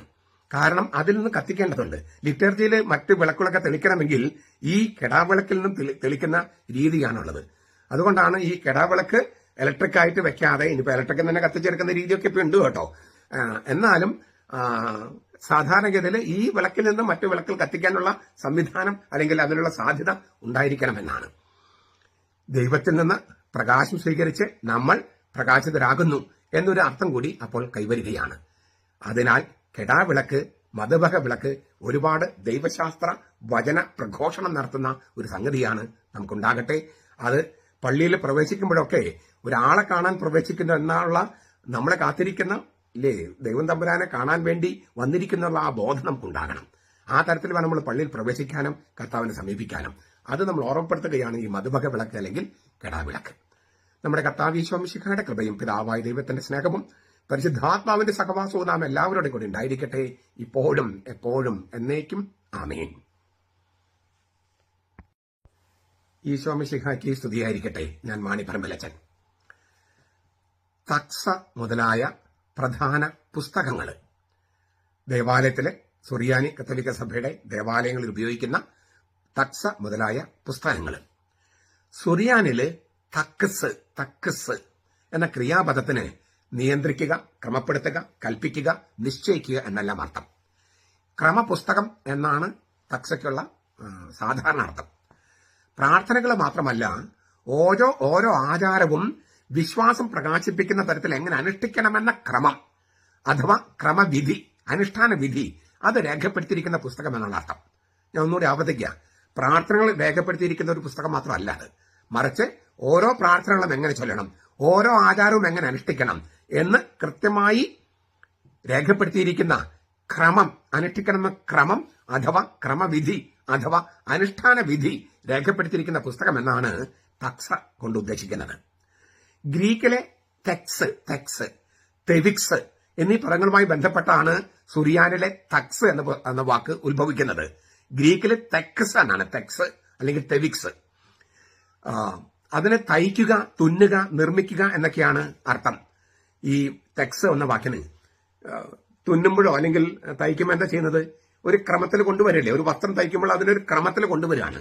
എല്ലാം ക്രമത്തിൽ തുന്നിപ്പിടിപ്പിക്കുന്നു, അപ്പോഴാണ് അത് വസ്ത്രമാകുന്നത്. എല്ലാം ക്രമത്തിൽ തയ്ച്ചു പിടിപ്പിക്കുന്നു. അപ്പൊ ഒരു ക്രമം കൊണ്ടുവരിക, തുന്നിപ്പിടിപ്പിക്കുക, അത് തന്നെയാണ് ഉദ്ദേശിക്കുന്നത്. അതേസമയം ലത്തീനിലും തെക്സ് എന്നാണ്, തെക്സ്, TEX, തെക്സ് ലത്തീനില്. പക്ഷെ പലപ്പോഴും ഇതിൽ അവസാനത്തെ ഈ സകാരം അപ്രത്യക്ഷമാകും. അപ്പോൾ തെക്ക് എന്ന് വരും. തെക്ക് എന്ന ക്രിയാധാതു. ഇതിൽ നിന്നാണ് ഇംഗ്ലീഷിലെ ടെക്സ്റ്റ് വരുന്നത്. ടെക്സ്റ്റ് വരുന്നത്. ടെക്സ്റ്റ് എന്ന് പറഞ്ഞാലും പുസ്തകം, പാഠം. ചുരുക്കത്തില് തക്സ എന്ന് പറഞ്ഞാൽ എല്ലാം ക്രമത്തിൽ തുന്നിച്ചേർത്തില്ലേ നമുക്ക് നൽകിയിരിക്കുന്ന പുസ്തകം എന്നാണ് അർത്ഥം. അതായത് ഓരോ പ്രാർത്ഥനകളും എങ്ങനെ ചൊല്ലണം, ഏത് സ്വരത്തിൽ ചൊല്ലണം, എങ്ങനെ ശരീരഭാഷ എങ്ങനെയായിരിക്കണം, ഓരോ ആചാരങ്ങളും എങ്ങനെ ചെയ്യണം, അതിന് അനുഷ്ഠാന വിധി എന്താണ്, ഇങ്ങനെ എല്ലാത്തിനും ക്രമം പ്രത്യേകം എടുത്ത് പറഞ്ഞിരിക്കുന്ന പുസ്തകമാണ് തക്സ എന്ന് പറയുന്നത്. തൂക്കാസ എന്ന വാക്കും ഇതിന് മുമ്പ് ഉപയോഗിച്ചിരുന്നു. തക്സയ്ക്ക് തൂക്കാസ് എന്ന വാക്ക് ഉപയോഗിച്ചിരുന്നു. വ്യവസ്ഥ, കൽപ്പനാ സമാഹാരം എന്നെല്ലാം തൂക്കാസ് എന്ന വാക്കിനർത്ഥം. മലങ്കര സഭയിലെ വിശുദ്ധ ശുശ്രൂഷകളുടെ അനുഷ്ഠാന ക്രമത്തിന് തൂക്കാസ് എന്നാണ് അവർ പറയുന്നത്. മലങ്കര സഭയിലെ വിവിധ ശുശ്രൂഷകളുടെ അനുഷ്ഠാന ക്രമത്തിന്. സുറിയാനി കൽദായ കത്തോലിക്ക സഭയില് അത് പൊതുവെ, ഈ തൂക്കാസ് എന്ന് പറഞ്ഞാല് പൊതുവെ പള്ളികളെ നിയന്ത്രിക്കാനുള്ള സഭയുടെ ഉത്തരവുകളെയാണ് സൂചിപ്പിച്ചിരുന്നത് പണ്ട്. അതായത് കുർബാന പുസ്തകത്തെ അല്ല മുമ്പ് സൂചിപ്പിച്ചിരുന്ന തൂക്കാസ, മറിച്ച് സുറിയാനി കത്തോലിക്ക കൽദായ കത്തോലിക്ക സഭയില്, നമ്മുടെ സീറോ മലബാർ സഭയില് പള്ളികളെ നിയന്ത്രിക്കാനുള്ള സഭയുടെ ഉത്തരവുകളെ തൂക്കാസ എന്നാണ് സൂചിപ്പിച്ചിരുന്നത്. ഈ തക്സയുമായി ബന്ധപ്പെട്ട നമുക്ക് മൂന്ന് വാക്കുകൾ നമ്മൾ കുർബാനയിൽ ഉപയോഗിക്കുന്നുണ്ട്. തക്സ ദ് കുദിശേ. തക്സ ദ് കുദിശേ. കുദിശേ. കൂദാശികൾ പരികർമ്മം ചെയ്യാനായിട്ട് കാർമികൻ, വൈദികൻ ഉപയോഗിക്കുന്ന പുസ്തകമാണ് തക്സ ദ് കുദിശേ. കുദിശേ. അതാണ് ഒന്നാമത്തത്. കൂദാശികൾ പരികർമ്മം ചെയ്യാൻ ഉപയോഗിക്കുന്ന കാർമികൻ ഉപയോഗിക്കുന്ന പുസ്തകം. 2, തക്സ ദ് കുദിശ. ഞാൻ മുമ്പ് പറഞ്ഞത് തക്സ ദ് കുദിശേ എന്നാണ്. കുദിശേ. ഇപ്പൊ ഞാൻ പറയുന്നത് തക്സ ദ് കുദിശ. കുദിശ ഏറ്റവും പ്രധാനപ്പെട്ട കൂദാശിയായ വിശുദ്ധ കുർബാനയുടെ പരികർമ്മം എങ്ങനെയായിരിക്കണമെന്ന് രേഖപ്പെടുത്തിയിരിക്കുന്ന കുർബാന തക്സ, കുർബാന പുസ്തകം. തക്സ ദ് കുദിശ എന്നാ പറയുക അതിനെ. അതിനകത്ത് ഈ തക്സ ദ് കുദിശ എന്ന് പറഞ്ഞാൽ ഒരൊറ്റ പുസ്തകമാണ്. അതില് ഏറ്റവും ആഘോഷമായി കുർബാന അർപ്പിക്കുമ്പോൾ അതിനെ റാസ എന്ന് പറയും. അതിലെ ആഘോഷങ്ങൾ ചിലതെല്ലാം ഉപേക്ഷിച്ച് ചൊല്ലുമ്പോൾ അതിനെ ആഘോഷമായ കുർബാന എന്ന് പറയും. പിന്നെ അതിലും ആഘോഷങ്ങൾ പറയുമ്പോൾ സാധാരണ കുർബാന എന്ന് വെച്ചാൽ നമുക്ക് ഒരൊറ്റ കുർബാന തക്സ പുസ്തകമേ ഉള്ളൂ. അതില് ആഘോഷങ്ങൾ ഏറ്റക്കുറച്ചിലനുസരിച്ച് ഏറ്റവും ആഘോഷമായ കുർബാന തിരുനാൾ കുർബാന, റാസ കുർബാന. മരിച്ചവർക്ക് വേണ്ടിയുള്ള കുർബാന അല്ല റാസ കുർബാന. അത് ഇരിങ്ങാലക്കുടയും തൃശ്ശൂരും എറണാകുളത്തൊക്കെ അങ്ങനെ അതിനെ തെറ്റായിട്ട് വ്യാഖ്യാനിച്ചതാണ്. ഏറ്റവും ആഘോഷപൂർവകമായ കുർബാനയാണ് റാസ കുർബാന. ആഘോഷങ്ങൾക്ക് കുറച്ച് കാര്യങ്ങൾ വിട്ടുകളയുമ്പോഴാണ്, അതൊക്കെ കൃത്യമായിട്ട് പറഞ്ഞിട്ടുണ്ട്, ഏതെല്ലാം വിട്ടുകളയാൻ പാടില്ല എന്നൊക്കെ നമ്മൾ കണ്ടു കഴിഞ്ഞതാണത്. ഏറ്റവും ആഘോഷപൂർവകമായി കുർബാന. അതിലും കുറച്ചും കൂടി ഭാഗങ്ങൾക്ക് വിട്ടുകളയുമ്പോഴാണ്, അത് സഭ കൽപ്പിച്ചതനുസരിച്ച് വിട്ടുകളയുന്നത് ആണ് സാധാരണ കുർബാന എന്ന് പറയുന്നത്. അപ്പോൾ തക്സ ദ് കുദശ എന്ന് പറഞ്ഞാൽ കുർബാന തക്സ, കുർബാനയുടെ ആ പുസ്തകം, കുർബാന പുസ്തകം. മൂന്നാമത്തൊന്നാണ് തക്സ ദി എപ്പിസ്കോപ്പ. തക്സ ദി എപ്പിസ്കോപ്പ. എപ്പിസ്കോപ്പസ് എന്ന് പറഞ്ഞാൽ മെത്രാൻ, സ്ഥലത്തെ മെത്രാൻ. എപ്പിസ്കോപ്പോസ്, മെത്രാൻ. മെത്രാൻ ഉപയോഗിക്കുന്ന പൊന്റിഫിക്കൽ പുസ്തകമാണത്. പൊന്റിഫിക്കൽ എന്ന് വെച്ചാൽ മാപ്പാപ്പയുടെ ആ സ്ലൈഹിക പിന്തുടർച്ചയിലുള്ള പുസ്തകം എന്നർത്ഥം. പൗരോഹിത്യം കൊടുക്കാൻ, സ്ഥാനാരോഹണ കർമ്മങ്ങൾക്ക്, പിന്നെ പരിശുദ്ധ മൂറൻ കൂദാശ ചെയ്യാൻ, പിന്നെ അൾത്താര കൂദാശ ചെയ്യാൻ, ഇതൊക്കെ മെത്രാന് മാത്രം ചെയ്യാൻ പറ്റുന്ന കാര്യങ്ങളാണ്. അതൊക്കെ ചെയ്യാനായിട്ട് ഉപയോഗിക്കുന്ന പുസ്തകമാണ് തക്സ ദി എപ്പിസ്കോപ്പ. ഇത് കൂടാതെ നമുക്ക് അവിടെ തന്നെ നമ്മൾ ഉപയോഗിക്കുന്ന 3 പുസ്തകങ്ങൾ കൂടിയുണ്ട്. 1 കെറിയാന, മറ്റ് സ്ലീഹ, 3 എവാങ്കേലിയോൻ. കെറിയാന എന്ന് പറഞ്ഞാൽ പഴയ നിയമം പള്ളിയിൽ വായിക്കുന്ന ലിറ്റർജിക്കൽ ഇതില്ലേ, ലക്ഷണറി വായിക്കുന്ന വായനകൾ ചേർത്തിട്ടുള്ള പുസ്തകമാണ് കെറിയാന. പഴയ നിയമ പ്രഘോഷണം. അതേ പഴയ നിയമത്തിലുള്ള വായനകൾ, മോശയുടെ ന്യായപ്രമാണം, പ്രവാചക ഗ്രന്ഥങ്ങൾ, അത് ലിറ്റർജിയിൽ വായിക്കാൻ വേണ്ടിയുള്ള ടെക്സ്റ്റുകൾ മാത്രം രേഖപ്പെടുത്തിയിരിക്കുന്നതാണ് കെറിയാന. രണ്ടാമത്തത് സ്ലീഹ എന്ന് പറയും. അതായത് പൗലോസ് സ്ലീഹ, പിന്നെ കാതോലിക ലേഖനങ്ങൾ എഴുതിയ സ്ലീഹന്മാര്, ആ സ്ലീഹന്മാരിൽ നിന്നുള്ള വായന, അതാണ് സ്ലീഹ എന്ന് പറയുന്നത്. മൂന്നാമത്തത് എവാങ്കേലിയോൻ, സുവിശേഷം, 4 സുവിശേഷങ്ങൾ. ഈ 3 കൂടി ചേരുമ്പോൾ പ്രഘോഷണ പുസ്തകങ്ങൾ 3ആയി. പഴയ നിയമത്തിലെ മോശയുടെ ന്യായപ്രമാണം, പിന്നെ പ്രവാചക ഗ്രന്ഥങ്ങൾ, അത് കെറിയാന. സ്ലീഹന്മാരുടെ നടപടി, സ്ലീഹന്മാരുടെ ലേഖനങ്ങൾ, അത് സ്ലീഹ. 3 എവാങ്കേലിയോൻ എന്ന് വെച്ചാൽ സുവിശേഷ വായന. 4 സുവിശേഷങ്ങളെന്നും ലിറ്റർജിയിൽ വായിക്കുന്ന ഭാഗങ്ങൾ ഉൾപ്പെടുത്തിയിട്ടുള്ള സംഗതിയാണ് ഈ എവാങ്കേലിയൻ എന്ന് പറയുന്നത്. എവാങ്കേലിയൻ എന്ന വാക്കിന് ഞാൻ മുൻപ് അർത്ഥം പറഞ്ഞിട്ടുണ്ടെന്നാണ് എന്റെ അറിവ്. എല്ലാ വാർത്തകളും, നല്ല വാർത്തകളും എവാങ്കേലിയൻ അല്ല. എല്ലാ നല്ല വിശേഷങ്ങളും എവാങ്കേലിയൻ അല്ല. ഈ രാജാവിൽ നിന്ന് വരുന്ന, ദൈവത്തിൽ നിന്ന് വരുന്ന വാർത്തയാണ് എവാങ്കേലിയൻ. സാധാരണഗതിയിൽ അത് 2 വാർത്തകളാണ്. ഒന്ന്, ഒരു രാജകുമാരൻ ജനിച്ചിരിക്കുന്നു എന്ന വാർത്ത, ക്രിസ്മസ്, നിങ്ങൾക്കായി രക്ഷകൻ പിറന്നിരിക്കുന്നു, അത് എവാങ്കേലിയനാണ്, സുവിശേഷമാണ്. അല്ലെങ്കിൽ യുദ്ധത്തിൽ വിജയം വരിച്ചെന്ന വാർത്ത, സാത്താനെ തോൽപ്പിച്ചു, മരണത്തെ തോൽപ്പിച്ചു എന്ന വാർത്ത, ഇതാണ് എവാങ്കേലിയോൻ. ആ എവാങ്കേലിയോൻ എന്ന് പറയുന്നത് യേശുക്രിസ്തു എന്ന ആളാണ്. യേശുക്രിസ്തു ആളാണ് സുവിശേഷം. ആ സുവിശേഷം എന്ന ആളെക്കുറിച്ച് 4 സുവിശേഷങ്ങൾ എഴുതപ്പെട്ടിട്ടുണ്ട്, 4 ഗ്രന്ഥങ്ങൾ എഴുതപ്പെട്ടിട്ടുണ്ട്. അതിനെ 4 സുവിശേഷങ്ങൾ എന്ന് വിളിക്കുന്നു. അപ്പൊ സുവിശേഷം എന്ന് പറഞ്ഞാൽ ഒന്നേ ഉള്ളൂ, അത് യേശുക്രിസ്തു എന്ന ആളാണ്. ആ ആളെക്കുറിച്ച് 4 പുസ്തകങ്ങൾ എഴുതപ്പെട്ടിരിക്കുന്നു, അവയെയും സുവിശേഷങ്ങൾ എന്ന് വിളിക്കുന്നു. അപ്പോൾ സുവിശേഷങ്ങൾ വായിക്കുമ്പോൾ വാസ്തവത്തിൽ പ്രഘോഷിക്കുന്നത് യേശുക്രിസ്തുവിനെ തന്നെയാണ്. ഇത്രയും സംഗതികളൊക്കെയാണ് നമ്മൾ ഈ ദേവാലയത്തിൽ, ഇതെല്ലാം വളരെ ഭംഗിയിലും ചിട്ടയിലൊക്കെ സൂക്ഷിക്കേണ്ട സംഗതികളാണ്. നിങ്ങൾ യഹൂദന്മാരെ കണ്ടിട്ടുണ്ടോ? അവര് ഈ തോറ വായിക്കാൻ വരുമ്പോൾ എന്തുമാത്രം കരുതലോടെയാണ് ഇങ്ങനെ വളരെ സിൽക്ക് തുണികളൊക്കെ ഉപയോഗിച്ച്, അല്ലെങ്കിൽ പട്ട് ഉപയോഗിച്ച്, അല്ലെങ്കിൽ അതുപോലെയൊക്കെ ഉപയോഗിച്ച് വളരെ ഒരു പുസ്തകം മാത്രമായിട്ട് കരുതാൻ പാടില്ല. പേപ്പറും കാർബണും ഉള്ള ഒരു പുസ്തകമായിട്ട് മാത്രം കരുതരുത്. അതിലെ വചനം പ്രഘോഷിക്കപ്പെടുമ്പോൾ യേശുക്രിസ്തു തന്നെയാണ് പ്രഘോഷിക്കപ്പെടുന്നത്. അപ്പോ ഒരു കുഞ്ഞിനെ കൈകാര്യം ചെയ്യുന്നത് പോലെ അല്ലെങ്കിൽ ഒരു ആളെ കൈകാര്യം ചെയ്യുന്നത് പോലെയുള്ള ബഹുമാനം ഈ പുസ്തകങ്ങളൊക്കെ കൈകാര്യം ചെയ്യുമ്പോൾ ഉണ്ടാകേണ്ടതാണ്. നമ്മുടെ കർത്താവ് ഈശോ മിശിഹായുടെ കൃപയും പിതാവായ ദൈവത്തിന്റെ സ്നേഹവും പരിശുദ്ധാത്മാവിന്റെ സഹവാസവും നാം എല്ലാവരോടും കൂടി ഉണ്ടായിരിക്കട്ടെ, ഇപ്പോഴും എപ്പോഴും എന്നേക്കും. ആമേൻ. ഈശോ മിശിഹായ്ക്ക് സ്തുതിയായിരിക്കട്ടെ. ഞാൻ മാണിപ്പറമ്പിലച്ചൻ. ദേവാലയത്തിൽ നമ്മൾ ഉപയോഗിക്കുന്ന വിശുദ്ധ സംഗതികൾ അല്ലെങ്കിൽ ദേവാലയത്തിന്റെ ഭാഗങ്ങൾ ഇതാണ് നമ്മൾ കണ്ടുകൊണ്ടിരിക്കുന്നത്. ഇന്ന് നമ്മൾ കാണുന്നത് തബലീത്ത എന്ന സംഗതിയാണ്. തബലൈത്ത എന്നും പറയും. തബലൈത്ത കങ്കെ എന്ന വിശുദ്ധ സ്ഥലത്ത്, അതായത് മധുബഹ എന്ന് പറയുന്ന കങ്കെ വിശുദ്ധ സ്ഥലം, അവിടെ ഉറപ്പിച്ചിരിക്കുന്ന അൾത്താരയില് സ്ഥാപിച്ചിരിക്കുന്ന മാർബിൾ കല്ലോ മിനുസപ്പെടുത്തിയ കല്ലോ, ഗ്രാനൈറ്റ് കല്ല്, ഗ്രാനൈറ്റ് നമ്മൾ നിലത്തിരുന്ന ഗ്രാനൈറ്റ് അല്ല, നാച്ചുറൽ സ്റ്റോൺ, അതോ മിനുസപ്പെടുത്തിയത് അല്ലെങ്കിൽ ഉറപ്പുള്ള മരപ്പലകയോ ആണ് തബലീത്ത. കുർബാനക്കല്ല് എന്നാണ് ഇത് പൊതുവെ അറിയപ്പെടുന്നത്. ഞാൻ അൾത്താരയെ കുറിച്ച് പറഞ്ഞപ്പോൾ സൂചിപ്പിച്ചിരുന്നത് പോർട്ടബിൾ ഓൾട്ടർ, കുർബാനക്കല്ല് എന്ന് ഞാൻ പറഞ്ഞിരുന്നു. ആ സംഗതിയാണ് ഈ തബലീത്ത എന്ന് പറയുന്നത്. തബുലാത്തും എന്ന ലത്തിൻ പദത്തിന് മരം കൊണ്ട് നിർമ്മിച്ചത് എന്നൊരർത്ഥമുണ്ട്. അതാണ് സുറിയാനിയിൽ തബലീത്ത ആയത്. തബലീത്ത നല്ല ഉറപ്പുള്ള മരം കൊണ്ട് ഉണ്ടാക്കുന്നതാണ്. ഒരു സാമാന്യം വലുപ്പമുള്ള ഞാനൊരു വലുപ്പം കാണിക്കാം. ഞാനൊരു പെട്ടെന്ന് വലുപ്പം കാണിക്കാം.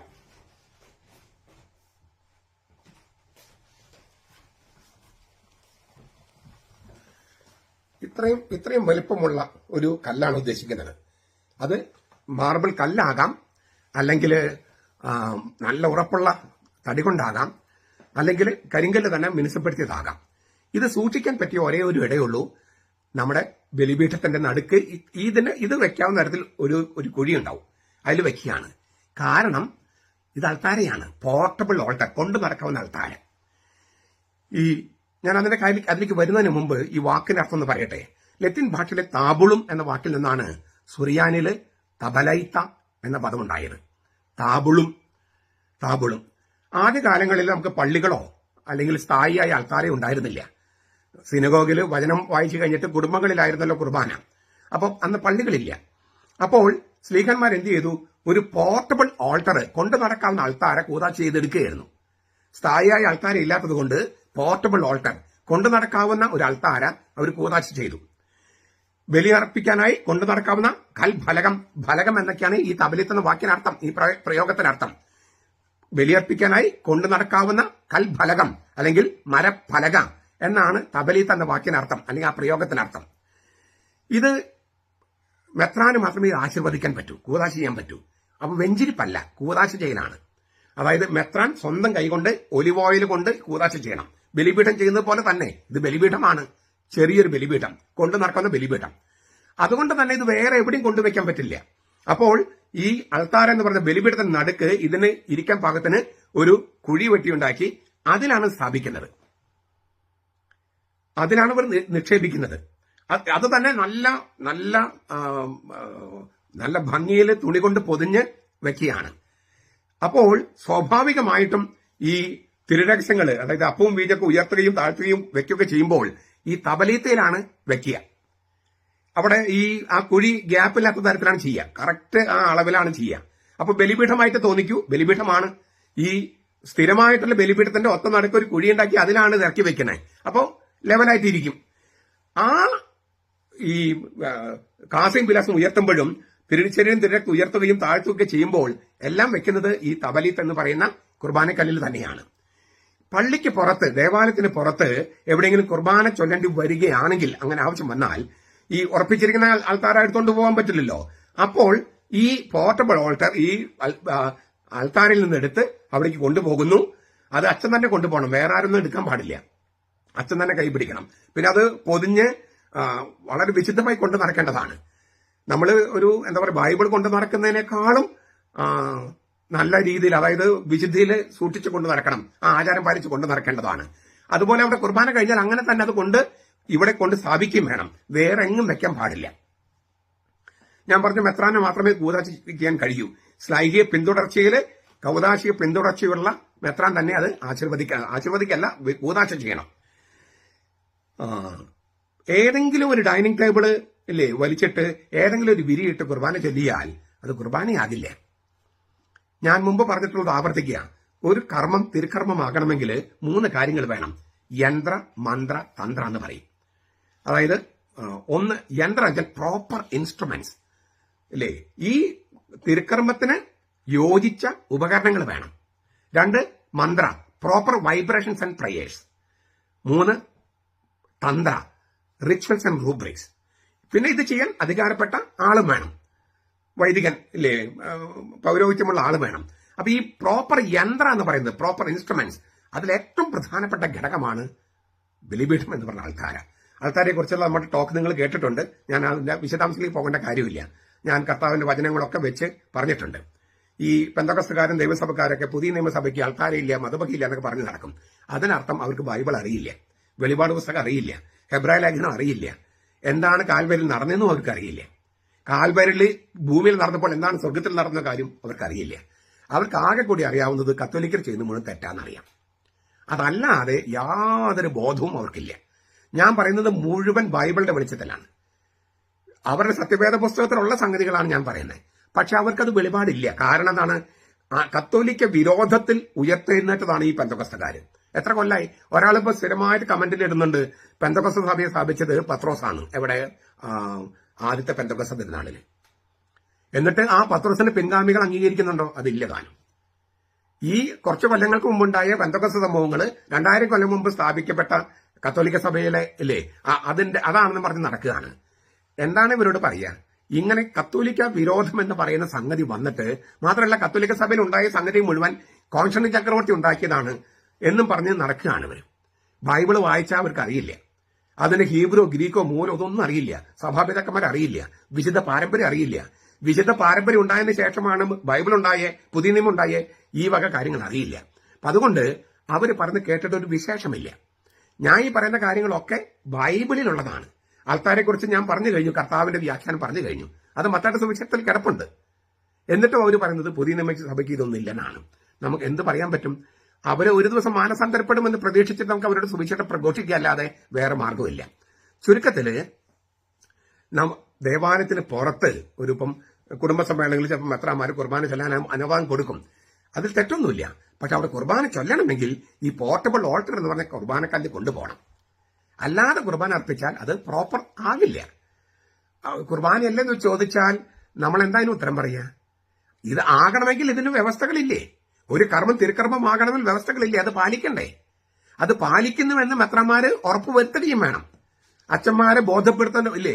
ഏത് പ്രസ്ഥാനത്തിനും ഇപ്പൊ നമ്മൾ ഗവൺമെന്റ് സർക്കാർ ഉദ്യോഗസ്ഥരാണെങ്കിലും കളക്ടർമാരാണെങ്കിലും അവർക്ക് അപ്ഡേറ്റിംഗ് ഉണ്ട്, അപ്ഡേറ്റ് കോഴ്സ്, പരിശീലനം. എത്രയൊക്കെ അറിവുണ്ടായാലും പിന്നെയും പരിശീലനം വേണം. നമ്മുടെ വൈദികർക്കും പരിശീലനം വേണം. പ്രത്യേകിച്ചും ലിറ്റർജിക്കൽ പരിശീലനം വേണം. കാരണം ഒരു സെമിനാരിൽ പഠിച്ചതുകൊണ്ട് മാത്രം ലിറ്റർജി എല്ലാവർക്കും അറിയില്ല. പിന്നെ എന്തുമാത്രം കാര്യങ്ങൾ അതിനുശേഷം ഉണ്ടായിട്ടുണ്ട് സഭയിൽ. അപ്പൊ വല്ലപ്പോഴും ഒരു സെമിനാർ വെച്ചതുകൊണ്ടും പോരാ, മറിച്ച് ശരിക്കും പരിശീലനം തന്നെ വേണം. പരിശീലനം കഴിഞ്ഞ് പരീക്ഷ വേണമെന്ന് ഞാൻ പറയില്ല, എങ്കിലും പരിശീലനം കഴിഞ്ഞ് അത് ചെയ്യിപ്പിച്ചിട്ട് വേണം വിടാനായിട്ട്. ഇതിന് മെത്രാന്മാര് താല്പര്യമെടുക്കണം. കാരണം മെത്രാന്മാരുടെ ഏറ്റവും പ്രധാനപ്പെട്ട ഉത്തരവാദിത്തമാണ് അച്ഛന്മാർക്ക് പരിശീലനം കൊടുക്കുക എന്നുള്ളത്. അത് കഴിഞ്ഞിട്ട് മതി ഉദ്ഘാടനങ്ങളും പരിപാടികളും ഒക്കെ. ഈ ഷോപ്പിംഗ് കോംപ്ലക്സ് ഉദ്ഘാടനവും അങ്ങനത്തെ അതൊക്കെ അതിനുശേഷം വേണ്ട സംഗതികളാണ്. ചുരുക്കത്തിൽ തബലീത്ത എന്ന് പറഞ്ഞ കുർബാനക്കല്ല്, തബലൈത്ത എന്ന് പറയും. അത് മധുബഹിയിലുള്ള അൾത്താരയിൽ വെക്കേണ്ട ഒരു പോർട്ടബിൾ ഓൾട്ടറാണ്, കൊണ്ടു നടക്കാവുന്ന ബലിപീഠമാണ്. അത് പള്ളിക്ക് പുറത്തെപ്പോഴും കുർബാന ചൊല്ലേണ്ടി വരികയോ അല്ലെങ്കിൽ അച്ഛന്മാരെ യാത്രയിൽ കുർബാന അർപ്പിക്കേണ്ടി വരികയോ ചെയ്താൽ ഇത് കൊണ്ടുപോകണം. യാമപ്രാർത്ഥന പുസ്തകവും തക്ഷ്യം കൊണ്ടുപോകുന്ന കൂട്ടത്തിൽ കുർബാനക്കല്ലും കൊണ്ടുപോകണം. അതാണ് പണ്ടങ്ങനെ കൊണ്ടുപോയിരുന്നു, ഇപ്പോഴും വേണ്ടതാണ്. ഞാനത് ഒരു പള്ളിയിൽ ഇങ്ങനെ ദേവാലയ നിർമ്മാണം നടക്കുമ്പോൾ അവിടുത്തെ വികാരിച്ചോട് പറഞ്ഞിട്ട് അച്ഛന് ബോധ്യം വന്നില്ല. എന്നിട്ട് ഞാൻ പഴയ പള്ളി പോയി നോക്കിട്ട് പുള്ളി വേറൊരു പള്ളി പോയി ചെന്നപ്പോഴാണ് അവിടെ ഞാൻ പറഞ്ഞ തബലീത്ത എന്ന സംഗതി അവിടെ കണ്ടു. അപ്പൊ ഞാൻ പറഞ്ഞിട്ട് ബോധ്യമായില്ല.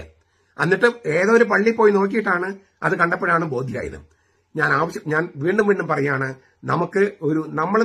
നമ്മെ തന്നെ പഠിപ്പിക്കാനുള്ള ഈ പ്രത്യേകിച്ച് നമ്മൾ പരികർമ്മം ചെയ്ത് എന്താണോ അത് എന്താണെന്ന് നമുക്ക് തന്നെ ബോധ്യം വരാനുള്ള പരിശീലനം ഉണ്ടാകേണ്ടതുണ്ട്.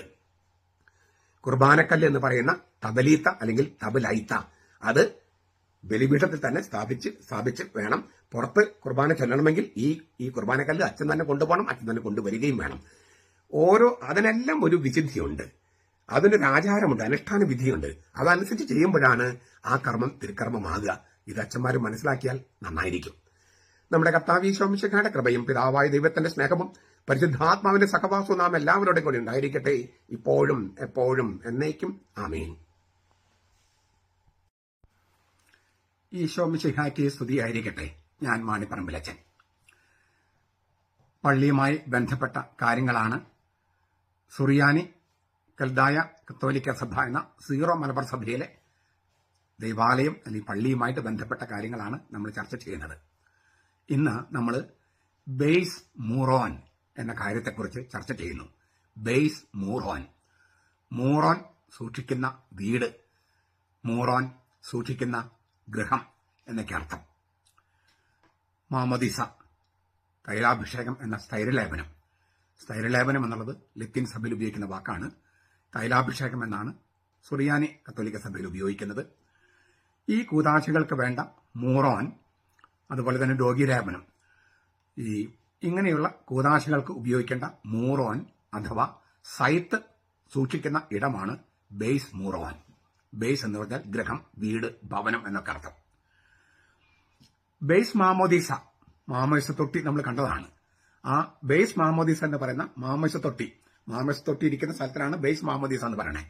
മാമോദിസായുടെ ഗൃഹം, മാമോദിസായുടെ വീട് എന്നൊക്കെ പറയുന്ന മാമോദിസ നൽകുന്ന സ്ഥലം.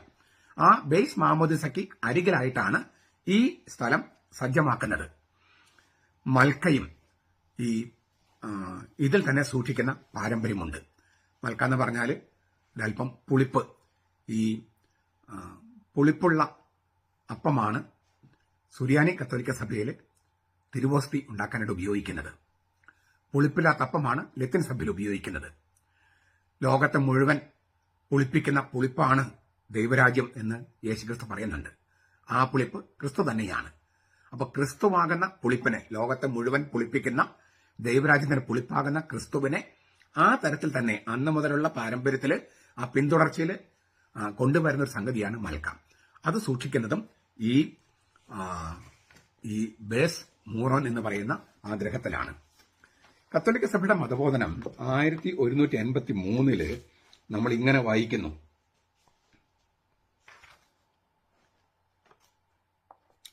പരിശുദ്ധാത്മാവിന്റെ ദാനത്തിന്റെ മുദ്രയുടെ കൗതാചിക അടയാളം എന്ന നിലയിൽ അഭിഷേക കർമ്മങ്ങളിൽ ഉപയോഗിക്കുന്ന വിശുദ്ധ തൈലം ക്രിസം അഥവാ മൂറോൻ പരമ്പരാഗതമായി ബലിവേദിയിൽ മധുബഹയിൽ ഒരു സുരക്ഷിത സ്ഥാനത്ത് സൂക്ഷിക്കുകയും ആദരിക്കപ്പെടുകയും ചെയ്തു വരുന്നു. ജ്ഞാനസ്നാനാർത്ഥികൾക്കുള്ള തൈലവും രോഗീലേപനത്തിലുള്ള തൈലവും കൂടി അവിടെ സ്ഥാപിക്കാവുന്നതാണ്. കത്തോലിക്ക സഭയുടെ മതബോധനം 1183 ഞാൻ വായിച്ചത്. അപ്പൊ ഇത് സങ്കീർത്തയിലോ അല്ലെങ്കിൽ കപ്പ്യാരുടെ കൈവശോ സൂക്ഷിക്കേണ്ട ഒരു സംഗതിയല്ല ഈ മൂറോൻ അഥവാ സൈത്ത് എന്ന് പറയുന്നത്. തൈലം, വിശുദ്ധ തൈലം എന്ന അർത്ഥമുള്ള സുറിയാനി വാക്കാണ് മൂറോൻ. മ്യൂറോവ് എന്ന ഗ്രീക്ക് ക്രിയാപദത്തിൽ നിന്നാണ് സുറിയാനിയിൽ മൂറോൻ നിഷ്പന്നമായത്. സുഗന്ധ തൈലം പൂച്ചുക എന്നാണ് മ്യൂറോവിനർത്ഥം. സസ്യങ്ങളിൽ നിന്നെടുക്കുന്ന പരിമള തൈലത്തിന് ഗ്രീക്കിൽ മൂറോൻ എന്ന് വിളിക്കുന്നു, സൈത്ത് എന്നും വിളിക്കുന്നു. ഈ അഭിഷേകത്തിനുള്ള വിശുദ്ധ തൈലം, അതിന് സുഗന്ധക്കൂട്ട് എങ്ങനെ ഉണ്ടാക്കണമെന്ന് പുറപ്പാടിന്റെ പുസ്തകം 30 അധ്യായം 22 മുതൽ 38 വരെ വാക്യങ്ങൾ പറയുന്നുണ്ട്. യാഹ്വേ മോശയോട് വീണ്ടും കൽപ്പിച്ചു, മേൽത്തരം സുഗന്ധദ്രവ്യങ്ങൾ എടുക്കുക. ശുദ്ധമായ മീറ വിശുദ്ധ മന്ദിരത്തിൽ നിലവിലിരിക്കുന്ന ഷെക്കലിന്റെ കണക്കനുസരിച്ച് 500 ഷെക്കൽ, അതിന് പാതി തൂക്കത്തിന് 250 ഷെക്കൽ സുഗന്ധമുള്ള കറുവപ്പട്ട, പിന്നെ 250 ഷെക്കൽ സുഗന്ധ സസ്യം, 500 ഷെക്കൽ അമരിപ്പട്ടയും 1 ഹിൻ ഒലിവെണ്ണയും എടുക്കുക.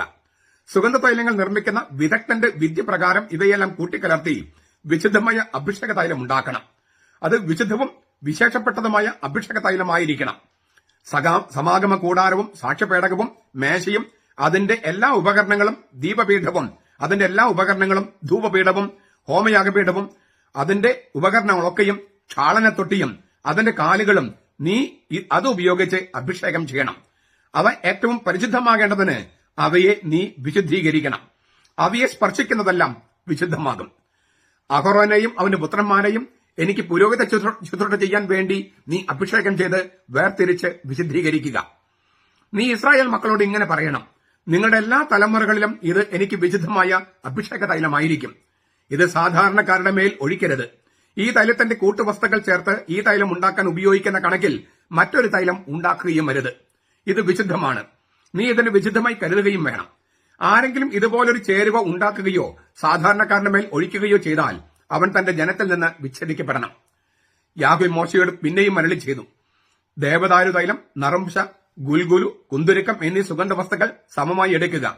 സുഗന്ധ തൈലം ഉണ്ടാക്കുന്ന വിദഗ്ധന്റെ വിദ്യപ്രകാരം ഇവയെല്ലാം കൂട്ടിക്കലർത്തി പിന്നെ അതിൽ ഉപ്പും ചേർത്ത് ധൂപാർപ്പണത്തിനുള്ള വിശുദ്ധവും നിർമ്മലവുമായ സുഗന്ധക്കൂട്ടുണ്ടാക്കുക. അതിൽ നിന്ന് കുറെയെടുത്ത് നേർമയായി പൊടിച്ച് ഒരു ഭാഗം ഞാൻ നിനക്ക് വെളിപ്പെടുവാനുള്ള സമാഗമ കൂടാരത്തിലെ സാക്ഷ്യപേടകത്തിന്റെ മുമ്പിൽ വയ്ക്കുക. അതിനെ ഏറ്റവും പവിത്രമായി കരുതണം. ഈ സുഗന്ധക്കൂട്ടിന്റെ ചേരുവയുടെ കണക്കനുസരിച്ചുള്ള സുഗന്ധദ്രവ്യം നിങ്ങൾക്കായി നിങ്ങൾ ഉണ്ടാക്കരുത്. അത് യാഹ്വേയ്ക്ക് മാത്രമുള്ള വിശുദ്ധ വസ്തുവായിരിക്കണം. പരിമളത്തിന് വേണ്ടി ആരെങ്കിലും അത് ഉണ്ടാക്കിയാൽ അവൻ തന്റെ ജനത്തിൽ നിന്ന് വിച്ഛേദിക്കപ്പെടണം.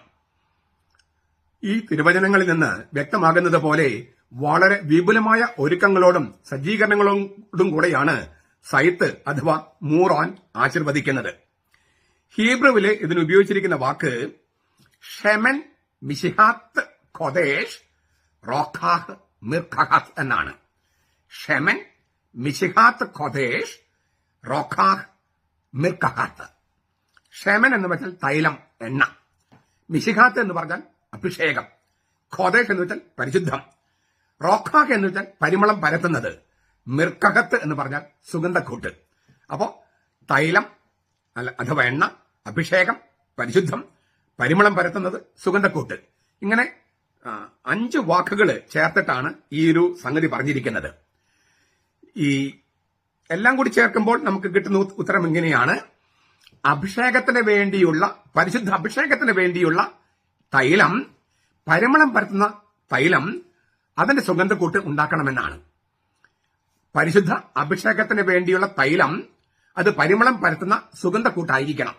ഇതാണ് ആ ഹീബ്രു പ്രയോഗത്തിന്റെ അർത്ഥം. ഷെമൻ മിശിഹാത്ത് ഖൊദേഷ് റോഖാഹ് മിർഖഹത്ത്. പരിശുദ്ധ അഭിഷേകത്തിന് വേണ്ടിയുള്ള തൈലം പരിമളം പരത്തുന്ന സുഗന്ധക്കൂട്ട് കൊണ്ട് ഉണ്ടാക്കണം. ഇതാണ് അതിന്റെ അർത്ഥം. ഗ്രീക്ക് സെപ്തുജിന്ത് പരിഭാഷ, അതായിരുന്നു ആദിമസഭയുടെ ബൈബിള്. അതില് ഗ്രീക്കിൽ ഉപയോഗിക്കുന്നത് എലൈയോൻ ക്രിസ്മ ഹാഗിയോൻ മ്യൂറോൻ മ്യൂറഫിക്കോൻ എന്നാണ്. എലൈയോൻ ക്രിസ്മ ഹാഗിയോൻ മ്യൂറോൻ മ്യൂറഫിക്കോൻ. എലൈയോൻ എന്ന് വെച്ചാൽ തൈലം, എണ്ണ, ഒലിവെണ്ണ എന്നൊക്കെ അർത്ഥം. ക്രിസ്മ എന്ന് പറഞ്ഞാൽ അഭിഷേകം. ക്രിസ്തു എന്ന വാക്ക്, ക്രിസ്തോസ് എന്ന വാക്കും ക്രിസ്ത്യാനി എന്ന വാക്കും ഉത്ഭവിക്കുന്നത് ഈ ക്രിസ്മ എന്ന വാക്കിൽ നിന്നാണ്. ഇതിൽ നിന്ന് തന്നെയാണ് ഈ ക്രിസ്മ എന്ന വാക്ക്. അപ്പോ എലൈയോൻ ക്രിസ്മ, ഹാഗിയോൻ പരിശുദ്ധം, ഹാഗിയോൻ പരിശുദ്ധം. പിന്നെ മ്യൂറോൻ, അതിനിടയ്ക്ക് ഒരു വാക്കുകൂടി പറയട്ടെ.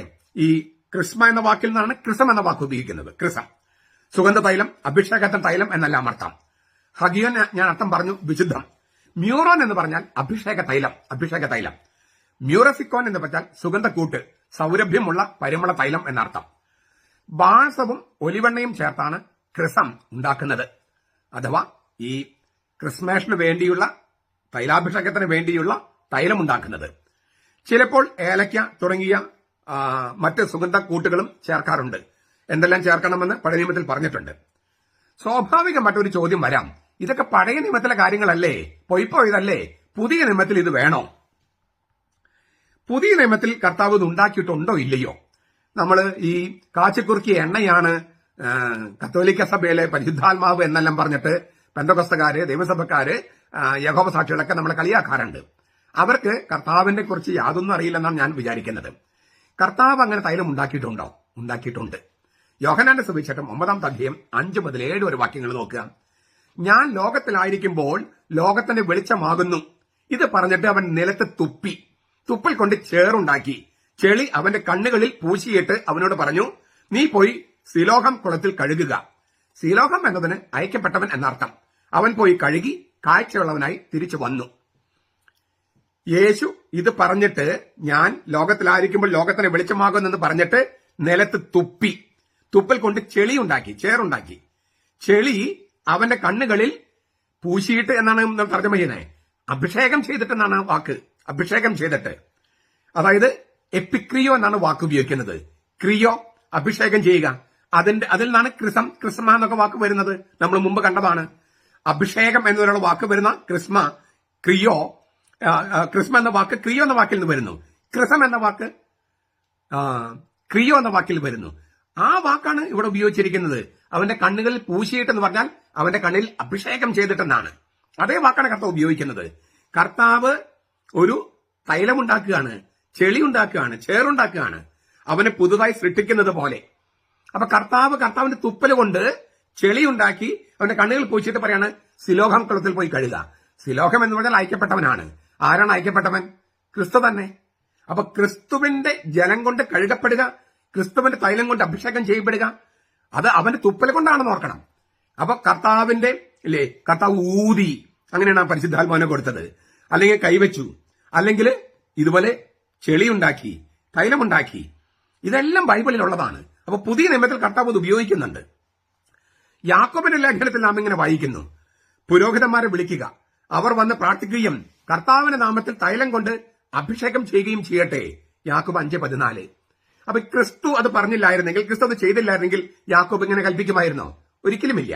യാക്കോബിന്റെ ലേഖനം 5:14. ചുരുക്കത്തില് കർത്താവ് തൈലം ഉണ്ടാക്കുകയും ഉപയോഗിക്കുകയും ചെയ്തതിനാൽ സ്ലീഹന്മാരും അങ്ങനെ ചെയ്തുവെന്നും അവരുടെ കാലം മുതൽ ഇടമുറിയാതെ ഈ തൈലം സഭയിൽ ഉപയോഗിച്ചിരുന്നുവെന്നും വിശുദ്ധ തോമസ് അക്വിനാസ് സമർത്ഥിക്കുന്നു. കൃപയുടെ തൈലം എന്നാണ് വിശുദ്ധ അംബ്രോസ് ഇതിന് വിളിക്കുന്നത്. പെസഹ വ്യാഴാഴ്ച കത്തീഡ്രൽ ദേവാലയത്തിൽ വെച്ച് വൈദികരുടെയും ശംശാനമാരുടെയും സാന്നിധ്യത്തിൽ മെത്രാനാണ് ക്രിസം അഥവാ മൂറോൻ കൂദാശ ചെയ്യുന്നത്. കൗദാശിക പിന്തുടർച്ചയായ ശ്ലൈഹിക പിന്തുടർച്ചയുടെ ശക്തമായ അടയാളമാണിത്. ശ്ലൈഹിക ശുശ്രൂഷയോടും സഭയോടുമുള്ള ബന്ധവും ഐക്യതയും വിളിച്ചോതുന്ന ദിവ്യകർമ്മവുമാണിത്. മാമദിസ, തൈലാഭിഷേകം എന്ന സ്ഥൈര്യലേപനം, പട്ടാഭിഷേകം, രോഗീലേപനം, ആൾത്താരുടെ അഭിഷേകം എന്നിവയ്ക്കുള്ള തൈലങ്ങളാണ് അന്ന് കൂദാശ ചെയ്യുന്നത്, മെത്രാൻ കൂദാശ ചെയ്യുന്നത്. വെള്ളി പാത്രങ്ങളിലാണ് തൈലം ഒരുക്കിയിരുന്നത്. 2 കൊരിന്തോസ് 2:15-17 പൗലോസ് എങ്ങനെ പറയുന്നു? എന്തുകൊണ്ടെന്നാൽ രക്ഷിക്കപ്പെടുന്നവരുടെ ഇടയിലും നശിക്കുന്നവരുടെ ഇടയിലും ഞങ്ങൾ ദൈവത്തിന് ക്രിസ്തുവിന്റെ പരിമളമാകുന്നു. ക്രിസ്തുവിന്റെ പരിമളം. ഇവർക്ക് മരണത്തിൽ നിന്ന് മരണത്തിലേക്കുള്ള വാസന, അവർക്കോ ജീവനിൽ നിന്ന് ജീവനിലേക്കുള്ള പരിമളം. രക്ഷിക്കപ്പെടുന്നവരും നശിക്കുന്നവര്. ഈ രക്ഷിക്കപ്പെടുന്നവർക്ക് ഇല്ലേ, ഞങ്ങള് രക്ഷിക്കപ്പെടുന്നവരുടെ ഇടയിലും നശിക്കുന്നവരുടെ ഇടയിലും ഞങ്ങൾ ദൈവത്തിന് ക്രിസ്തുവിന്റെ പരിമളമാണ്. ഇവർക്ക്, അതായത് നശിക്കുന്നവർക്ക് അത് മരണത്തിലേക്കുള്ള വാസന, അവർക്ക് രക്ഷിക്കപ്പെടുന്നവർക്കോ ജീവനിൽ നിന്ന് ജീവനിലേക്കുള്ള പരിമളം. എന്നാൽ ഇവയ്ക്കെല്ലാം ആരാണ് കെൽപ്പുള്ളവൻ? ദൈവവചനത്തിൽ മായം ചേർക്കുന്ന അനേകരെ പോലെയല്ല ഞങ്ങള്.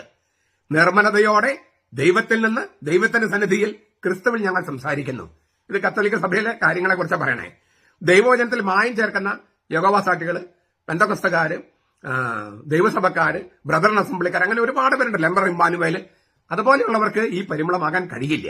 അപ്പൊ ക്രിസ്തുവിന്റെ പരിമളം അതാകണമെന്ന് 2 കൊരിന്തോസ് 2:15-17 പൗലോസ്ലിക പറയുന്നുണ്ട്.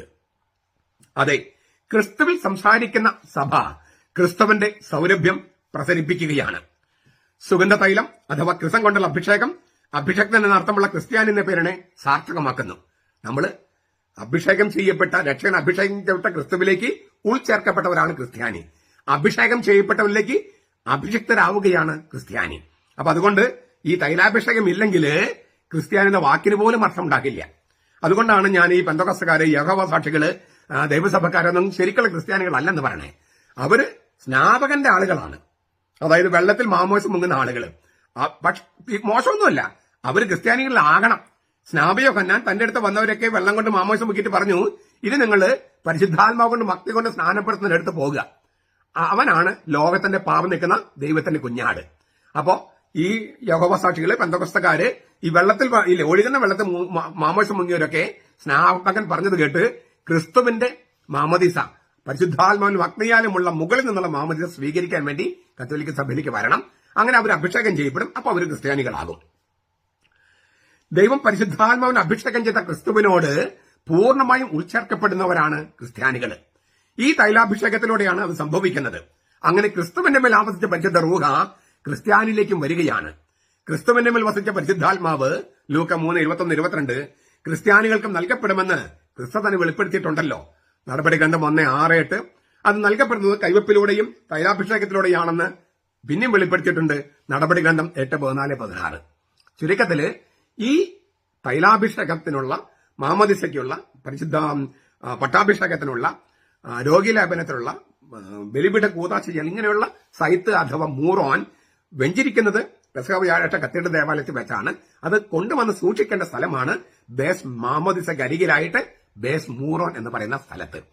വളരെ പഴയ നിയമത്തിലും പുതിയ നിയമത്തിലും വളരെയധികം ആഴപ്പെട്ട തിരുവചനങ്ങളിൽ ആഴപ്പെട്ട അടിത്തറയുള്ള ഒരു സംഗതിയാണ് ഈ മൂറോനും ബേസ് മൂറോനും. അത് ഇത്രയും പരിശുദ്ധമായി സൂക്ഷിക്കേണ്ടത് സങ്കീർത്തത്തിൽ ഏതെങ്കിലും പെട്ടിൽ കൊണ്ട് വെക്കേണ്ടതല്ല. അങ്ങനെ കൈകാര്യം ചെയ്യാനും പാടില്ല. അപ്പൊ അതിന്റെ പരിശുദ്ധിക്ക് ഈ പരിശുദ്ധമായ സംഗതി പരിശുദ്ധമായിട്ട് തന്നെ കൈകാര്യം ചെയ്യണ്ടേ? പരിശുദ്ധമായ സംഗതി പരിശുദ്ധമായി തന്നെ കൈകാര്യം ചെയ്യണം. അതിങ്ങനെ തോന്നിയ പോലെ അവിടെ ഒന്നും കൊണ്ടുവയ്ക്കാനൊന്നും പാടില്ല.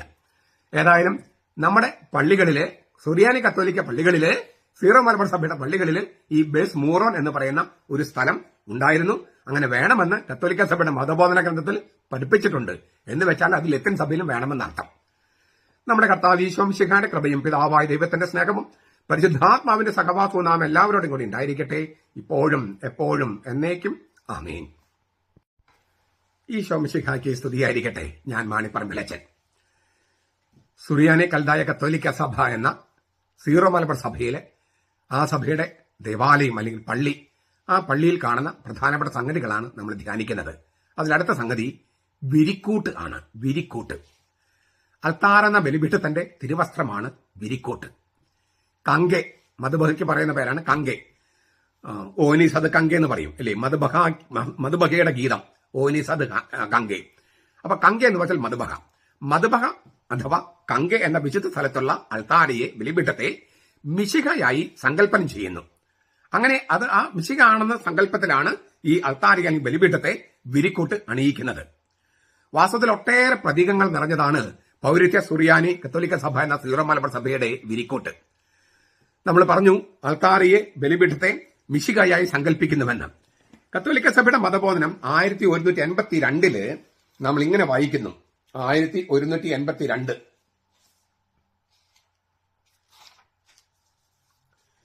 പുതിയ ഉടമ്പടിയുടെ ബലിപീഠം കർത്താവിന്റെ കുരിശാണ്. അവിടെ നിന്ന് പെസഹ രഹസ്യത്തിന്റെ കൂദാശികൾ പുറപ്പെടുന്നു.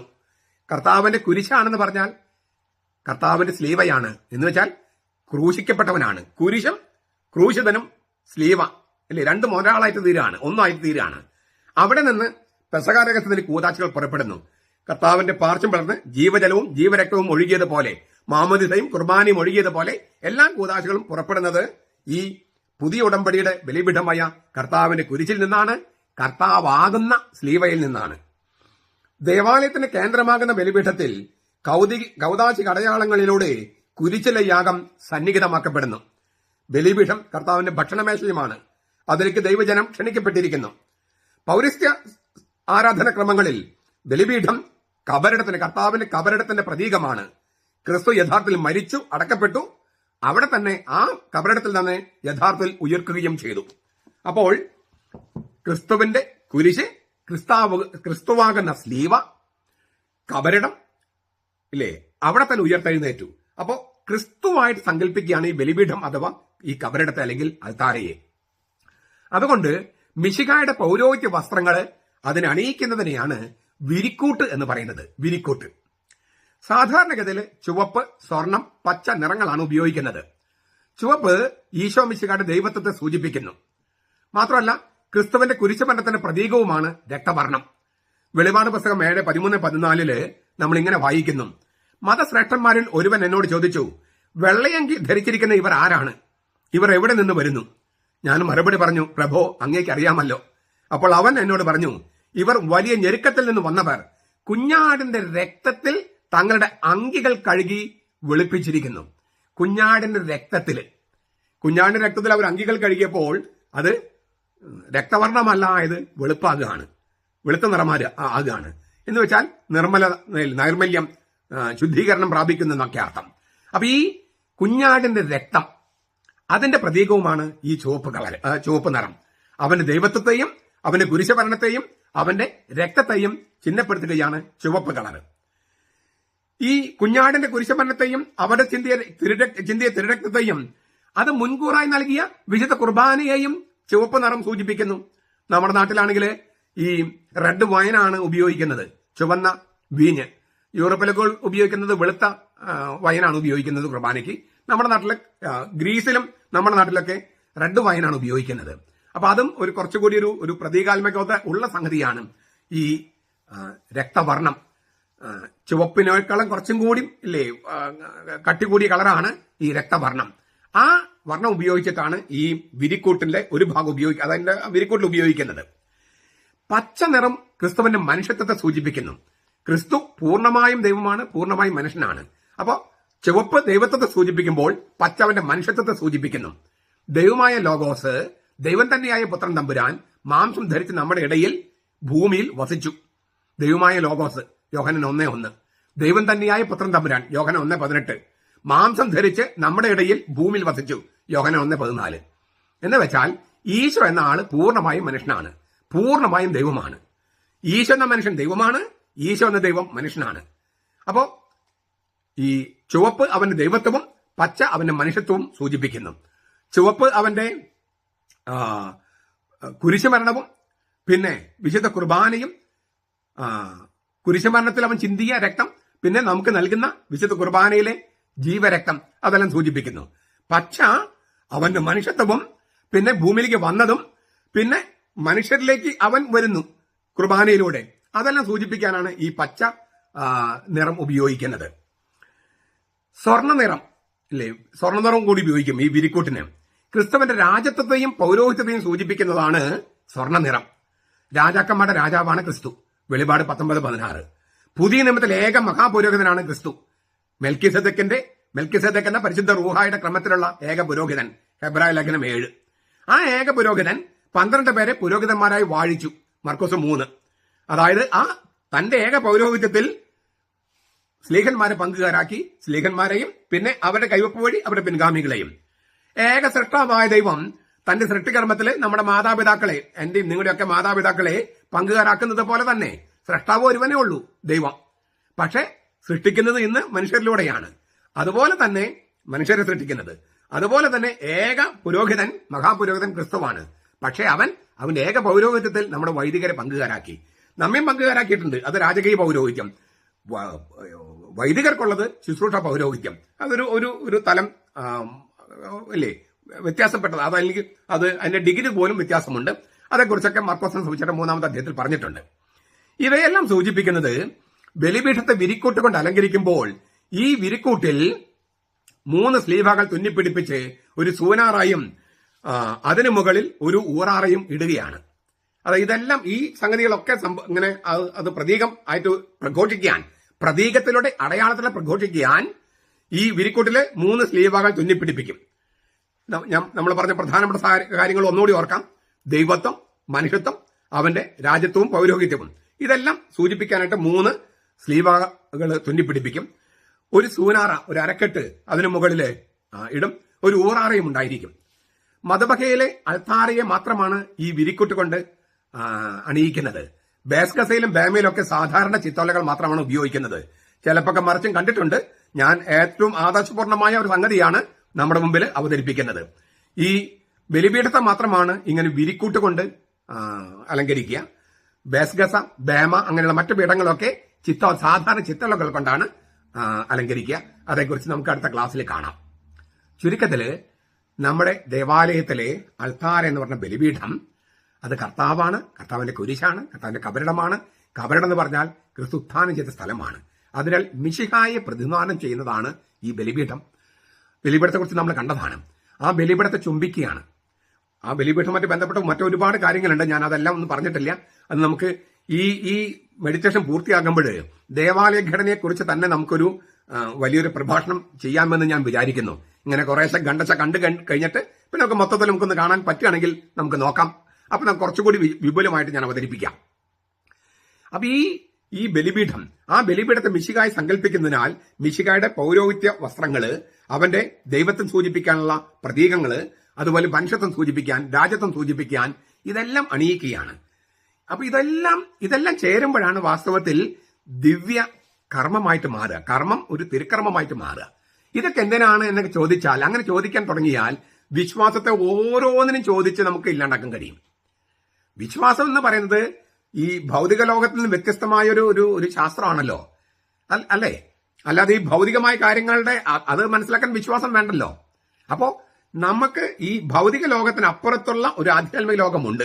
ആ ആധ്യാത്മിക ലോകത്തെ ഇപ്പോഴേ ഭൗതിക ലോകത്തേക്ക് കൊണ്ടുവരുന്നത് പ്രതീകങ്ങളിലൂടെയാണ്, അങ്ങനെ അടയാളങ്ങളിലൂടെയാണ്. അതിൽ സജീവമായ അടയാളമാണ് കൂദാശകൾ. ആ കൂദാശ എന്ന് പറയുന്നത് തിരുക്കർമ്മമാണ്. ഒരു കർമ്മം തിരുക്കർമ്മമാകുകയാണ്.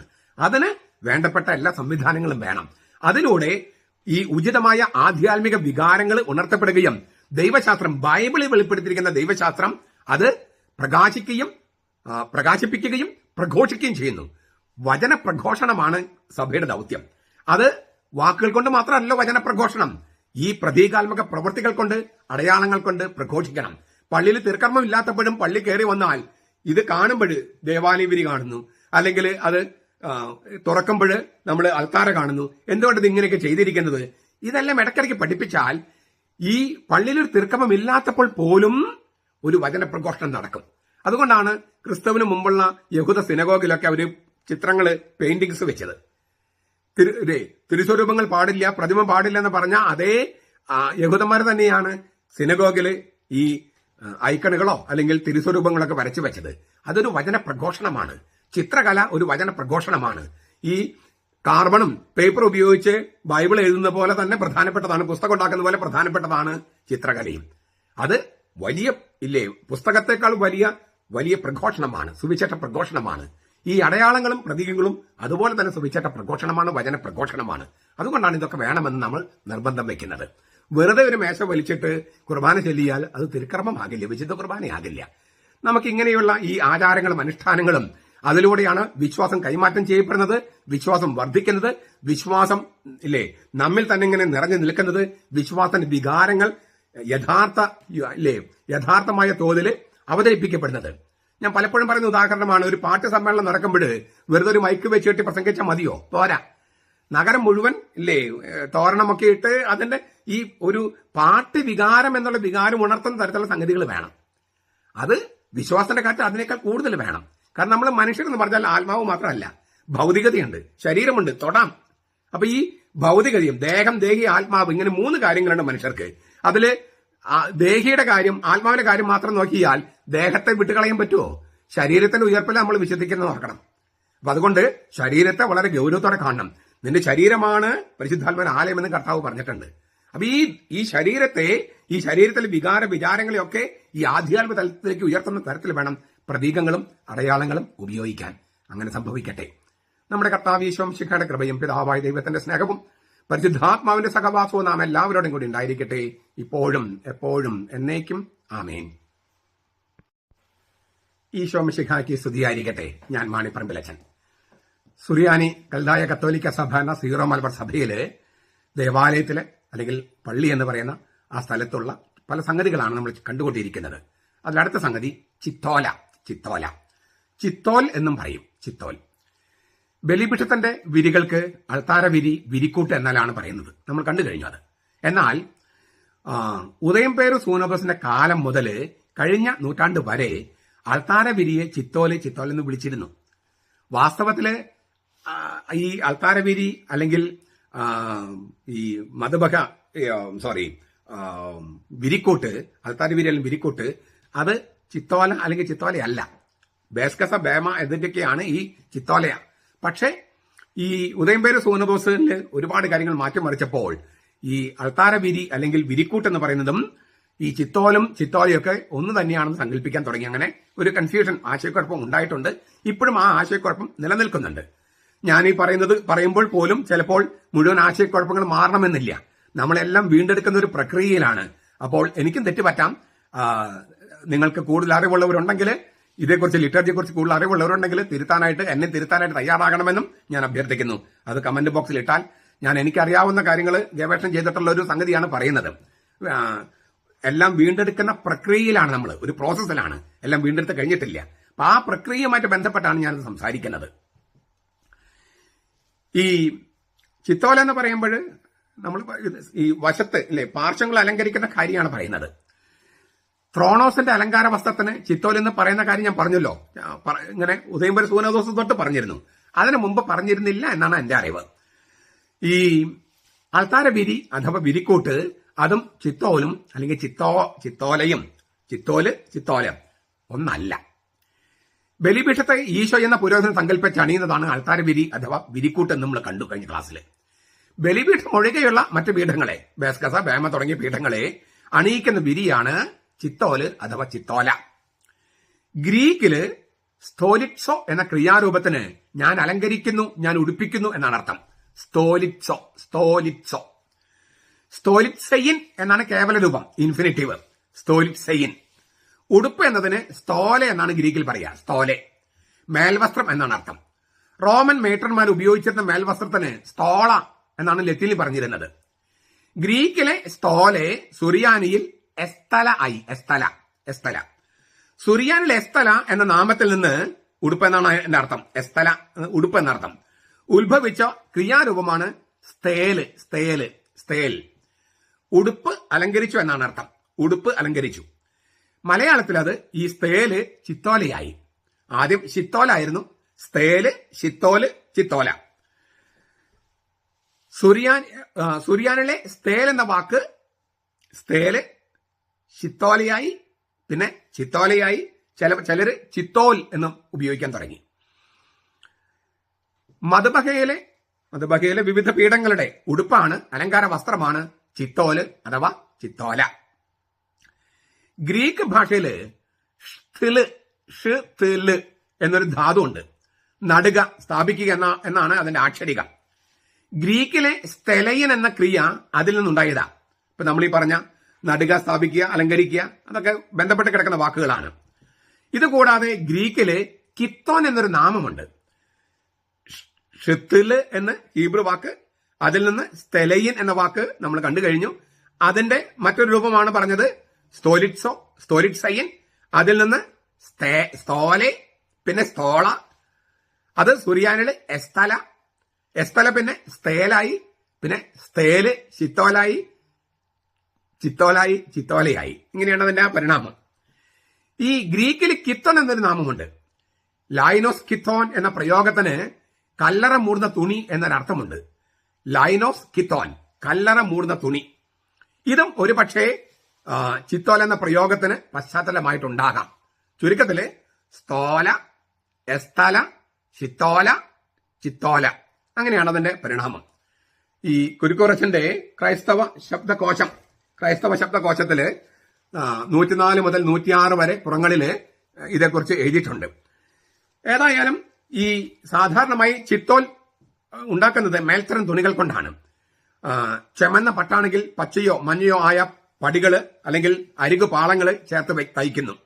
കൂടുതൽ വിചിത്ര വേലകള്, അതായത് ബിബ്ലിക്കലായുള്ള ചില ചിത്രങ്ങളൊക്കെ അല്ലെങ്കിൽ സിംബിൾസ് ഒക്കെ, അടയാളങ്ങളൊക്കെ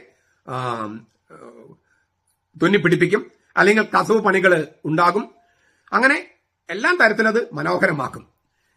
ഞാൻ നേരത്തെ പറഞ്ഞല്ലോ, ചിലര് ഈ ബലിപീഠത്തിന്റെ വിരിക്കൂട്ടിനെ അനുകരിച്ച് ചിത്തോലിയെ 3 ഖണ്ഡങ്ങളായി തിരിച്ച് ഇങ്ങനെ സ്ലീവ ഒക്കെ തുന്നിപ്പിടിപ്പിക്കുന്ന രീതിയും കാണാറുണ്ട്. ഈ ഞാൻ നേരത്തെ പറഞ്ഞ ആശയക്കുഴപ്പം, അതായത് വിരിക്കൂട്ടും ചിത്തോലിയും ഒന്ന് തന്നെയാണ് എന്നുള്ള ഒരു സങ്കല്പം ഇപ്പോഴുണ്ട്. അത് ഉദയംപുര സൂനദോസിന് ശേഷം സംഭവിച്ചൊരു കാര്യമാണ്.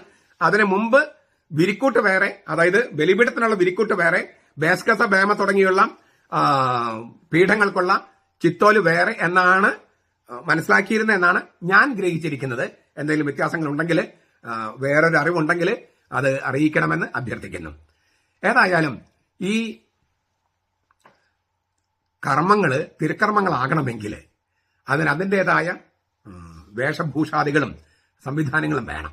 അത് വളരെ മെറ്റിക്കുലസ് ആയിട്ട് പാലിക്കുന്നത് ആചാരങ്ങൾ അന്ധമായി അനുസരിക്കുന്നുള്ള പോയിന്റിലല്ല, മറിച്ച് വചനപ്രഘോഷണത്തിന് സഹായിക്കുന്നു എന്നുള്ളതാണ്. ആചാരങ്ങൾ അനുഷ്ഠാനങ്ങളിലൂടെയാണ് വിശ്വാസം സംരക്ഷിക്കാനും കൈമാറാനും പ്രഘോഷിക്കാനും കഴിയുക. അതുകൊണ്ടാണ് ഈ ആചാരങ്ങൾക്ക് ഇത്ര പ്രാധാന്യം.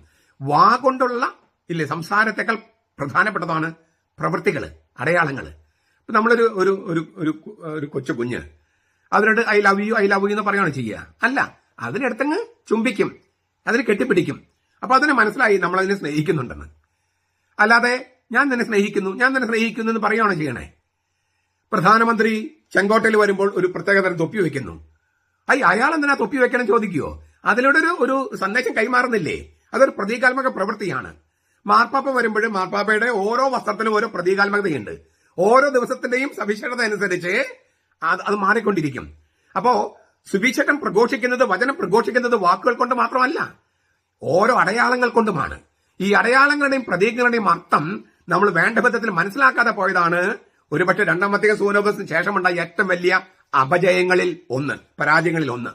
വാക്ക് മാത്രം മതി, അച്ഛന്റെ വാക്ക് മാത്രം മതി, പ്രതീകങ്ങൾ വേണ്ട, അടയാളങ്ങൾ വേണ്ട, ആചാരങ്ങൾ വേണ്ട, അനുഷ്ഠാനങ്ങൾ വേണ്ട എന്ന തോന്നിവാസമായി. ശരിക്കും പറഞ്ഞാൽ അതൊന്നും രണ്ടാം വത്തിക്കാൻ സുനോദോസ് ഉദ്ദേശിച്ചിട്ടില്ല. അതിനാൽ ആചാരങ്ങൾക്കെല്ലാം അർത്ഥമുണ്ട് എന്ന് വിചാരിച്ച് നമ്മൾ ആചാരം മാത്രമായി പോകരുത്. വിശ്വാസം പ്രകാശിപ്പിക്കുന്ന ആചാരം തന്നെയാകണം, അത് വചനം പ്രഘോഷിക്കുന്ന ആചാരമാകണം. പക്ഷേ ആചാരങ്ങൾ ഇല്ലാതാക്കിയാൽ ഇത് രണ്ടും നടക്കില്ല. വിശ്വാസം പ്രകാശിപ്പിക്കപ്പെടില്ല, വചനപ്രഘോഷണം നടക്കില്ല. അതിനാൽ അച്ഛന്റെ വാക്കുകൾ മാത്രമാണ് വചനപ്രഘോഷണം എന്ന് വിചാരിക്കാതെ, മറിച്ച് ഈ പ്രവൃത്തികളൊക്കെയും ഈ സംഗതികളൊക്കെയും വചനപ്രഘോഷണമായി മനസ്സിലാക്കിയാൽ അർത്ഥസമ്പൂർണമായിട്ട് ഇതിൽ പങ്കെടുക്കാനായിട്ട് നമുക്ക് കഴിയട്ടെ. നമ്മുടെ കർത്താവ് യേശു മിശിഹായുടെ കൃപയും പിതാവായ ദൈവത്തിന്റെ സ്നേഹവും പരിശുദ്ധാത്മാവിന്റെ സഹവാസവും നാം എല്ലാവരോടും കൂടി ഉണ്ടായിരിക്കട്ടെ, ഇപ്പോഴും എപ്പോഴും എന്നേക്കും. ആമേൻ. ഈശോ മിശിഹായ്ക്ക് സ്തുതിയായിരിക്കട്ടെ. ഞാൻ മാണിപ്പറമ്പിലച്ചൻ. ഡിസംബർ 20 ലാത്രയിലെ വിശുദ്ധ പൗലോസ്. ലാത്ര എന്ന് പറയുന്നത് ഗ്രീസിൽ ഒരു സ്ഥലമാണ്. അവിടെ ഒരു പർണശാല കെട്ടി മുനിയായി ജീവിച്ച ഒരു വിശുദ്ധനാണ് ഈ ലാത്രയിലെ വിശുദ്ധ പൗലോസ്. 10ാം നൂറ്റാണ്ടിലാണ് അദ്ദേഹം ജീവിച്ചിരുന്നത്. പൗരസ്ത്യ സന്യാസികളുടെ ഒരു വലിയ ആധ്യാത്മിക പ്രബോധകനും ഗുരുവും പിന്നെ ആത്മീയ പിതാവുമൊക്കെയായിരുന്നു ഈ ലാത്രയിലെ വിശുദ്ധ പൗലോസ്. പൗരസ്ത്യ സന്യാസത്തിന്റെ വലിയ മുഖമുദ്രകളിലൊന്നാണ് തപസ്, നോമ്പ്, ഉപവാസം. ഇപ്പൊ നമ്മൾ സുറിയാനി കത്തോലിക്ക സഭയിൽ നോക്കുകയാണെങ്കിൽ എത്ര നോമ്പുകളാണ്. ഈ വലിയ നോമ്പിനും 18 ദിവസം മുമ്പ് 3 നോമ്പ്, നിനിവെ നോമ്പ് എന്ന് പറയുന്ന ജോന 3 ദിവസം തിമിംഗലത്തിനുള്ളിൽ ജീവിച്ച അതിനെ അനുസ്മരിച്ചുകൊണ്ട് 3 നോമ്പ്, പിന്നെ 50 നോമ്പ് എന്ന് നമ്മൾ വിളിക്കുന്ന വലിയ നോമ്പ്, അത് കർത്താവിന്റെ ഉയർപ്പിന് ഒരുക്കമായിട്ടുള്ളത്, പിന്നെ കർത്താവിന്റെ ജനനത്തിന് ഒരുക്കമായിട്ടുള്ള 25 നോമ്പ്. ഇങ്ങനെ 3 കർത്താവുമായിട്ട് ബന്ധപ്പെട്ട്. പിന്നെ സഭയിൽ ഏറ്റവും പ്രധാനപ്പെട്ട വ്യക്തി ആരാണ്? മറിയമായിട്ട് ബന്ധപ്പെട്ട് 2 നോമ്പുകൾ. ഈ സെപ്റ്റംബർ 8 മറിയത്തിന്റെ ജനനത്തിരുന്നാളുമായിട്ട് ബന്ധപ്പെട്ട് 8 ദിവസത്തെ നോമ്പ്, പിന്നെ മറിയത്തിന്റെ സ്വർഗ സംവഹനം അതിന് ഒരുക്കമായിട്ടുള്ള 15 നോമ്പ്. അപ്പൊ ഇതൊരു പൗരസ്ത്യ സുറിയാനി പൗരസ്ത്യ സഭകളുടെ ഒരു രീതിയാണ്, സന്യാസത്തിന്റെ രീതിയാണ് നോമ്പും ഉപവാസവും ഒക്കെ. അത് ഈ സന്യാസികൾക്ക് മാത്രമല്ല, സഭയിൽ മൊത്തം പടർന്നിരിക്കുകയാണ്. സഭയിൽ മൊത്തം നമ്മൾ വിചാരിക്കും ഇതൊക്കെ ആരൊക്കെയാണ് പാലിക്കണേ? നമ്മുടെ നാട്ടിൽ ഇപ്പൊ ശരിക്കും ഉപവാസം എടുക്കുന്ന ഒരുപാട് പേരുണ്ട്. 8 നോമ്പ് എടുക്കുന്നവരുണ്ട്, 15 നോമ്പ് എടുക്കുന്നവരുണ്ട്, 25 നോമ്പ് എടുക്കുന്നവരുണ്ട്, 50 നോമ്പ് എടുക്കുന്നവരുണ്ട്, 3 നോമ്പ് എടുക്കുന്നവരുണ്ട്. ഇത് കൂടാതെ ബുധനാഴ്ച ഉപവസിക്കുന്നവരുണ്ട്, വെള്ളിയാഴ്ച ഉപവസിക്കുന്നവരുണ്ട്. അപ്പോ ഈ സന്യാസികള് ഇട്ട് തന്ന പ്രകാശം അതിപ്പോ സഭയിലെ ആളുകൾക്കൊക്കെ എത്തിക്കഴിഞ്ഞു. അതായത് വിശുദ്ധരുടെ സ്വാധീനം ഞാൻ പറയണേ. അതായത് വിശുദ്ധരിങ്ങനെ ജീവിച്ച് ഇപ്പൊ നമ്മൾ അത് കരിസ്മാറ്റിക് പ്രസ്ഥാനത്തിന്റെ കൂടി ഒരു കൺട്രിബ്യൂഷനാണത്. എത്രയോ പേരാണ് ഇപ്പോൾ ഉപവാസവും പ്രാർത്ഥനയുമായിട്ട്. പണ്ട് നമ്മൾ അച്ഛന്മാരെ ഒരുപാട് കുറ്റപ്പെടുത്തും തെറി പറയുകയൊക്കെ ചെയ്തിരുന്നേ. ഇപ്പോൾ നമ്മൾ അച്ഛന്മാരുടെ കുറ്റം കണ്ടാൽ നമ്മൾ എന്താ ചെയ്യുന്നത്? ആ അച്ഛനു വേണ്ടി പ്രാർത്ഥിക്കുന്നു, അച്ഛനു വേണ്ടി ഉപവാസം എടുക്കുന്നു. നമ്മളിനി പുറത്തുള്ള അപ്പുറത്തുള്ള ഒരു അയൽപ്പക്കത്താണെങ്കിലും അല്ലെങ്കിൽ നമുക്ക് വേണ്ടപ്പെട്ടവരൊക്കെ വേണ്ടാത്ത തരത്തിൽ ജീവിക്കുകയാണെങ്കിൽ നമ്മൾ എന്താ ചെയ്യുന്നത്? അവർക്ക് വേണ്ടി പ്രാർത്ഥിക്കുകയും ഉപവാസം എടുക്കുകയും തപസ് എടുക്കുകയൊക്കെ ചെയ്യുന്നു. ഈ ചില കോൺഗ്രിഗേഷനകത്ത് ചമ്മട്ടിയടിയുണ്ട്, ഇപ്പോഴും ഉണ്ട് ചമ്മട്ടിയടി. ലൈറ്റൊക്കെ ഓഫ് ചെയ്തിട്ട് ചമ്മട്ടി അടിക്കുകയാണ്. ഇല്ലേ, മറ്റുള്ളവരെ സുവിശേഷം പ്രസംഗിച്ച് ഞാൻ സ്വയം തിരസ്കൃതനാകാതിരിക്കാൻ എന്റെ ശരീരത്തെ ദണ്ഡിപ്പിച്ച് നിർത്തുന്നെന്നാണ് പൗലോസ് പറഞ്ഞത്. വിശുദ്ധ ജോൺ പോൾ രണ്ടാമൻ മാർപ്പാപ്പ ഈ മെത്രാമാർക്ക് പൗരോഹിത്യം കൊടുക്കുന്നതിന്, പട്ടാഭിഷേകം കൊടുക്കുന്നതിന്റെ തലേ ദിവസം രാത്രി ചമ്മട്ടിയടിക്കുമായിരുന്നു, സ്വയം ചമ്മട്ടിയടിക്കുമായിരുന്നു. സ്വയം നമ്മൾ അയോഗ്യരാണെന്ന് കർത്താവിന് മുമ്പിൽ പറയാനുള്ള, വെറുതെ ഇങ്ങനെ വേദനിപ്പിച്ച് ഇല്ലേ അതിന്റെ സന്തോഷം അനുഭവിക്കാൻ വേണ്ടിയല്ല. അതല്ല അതിന്റെ പോയിന്റ്. മറിച്ച് ഞാൻ അയോഗ്യനാണല്ലോ, എന്നിട്ട് നീ ഈ വർണ്ണിക്കാൻ പറ്റാത്ത അവർണ്ണനീയമായ രഹസ്യത്തിന് നീ എന്നെ വിളിച്ചുവല്ലോ, എന്നെ അതില് അല്ലേ അത് പരികർമ്മം ചെയ്യാൻ എന്നെ തെരഞ്ഞെടുത്തുവല്ലോ എന്നുള്ള ആ എളിമ കർത്താവിന് മുമ്പിൽ എളിമയോടെ നിൽക്കുന്നതാണ് ഈ സംഗതി.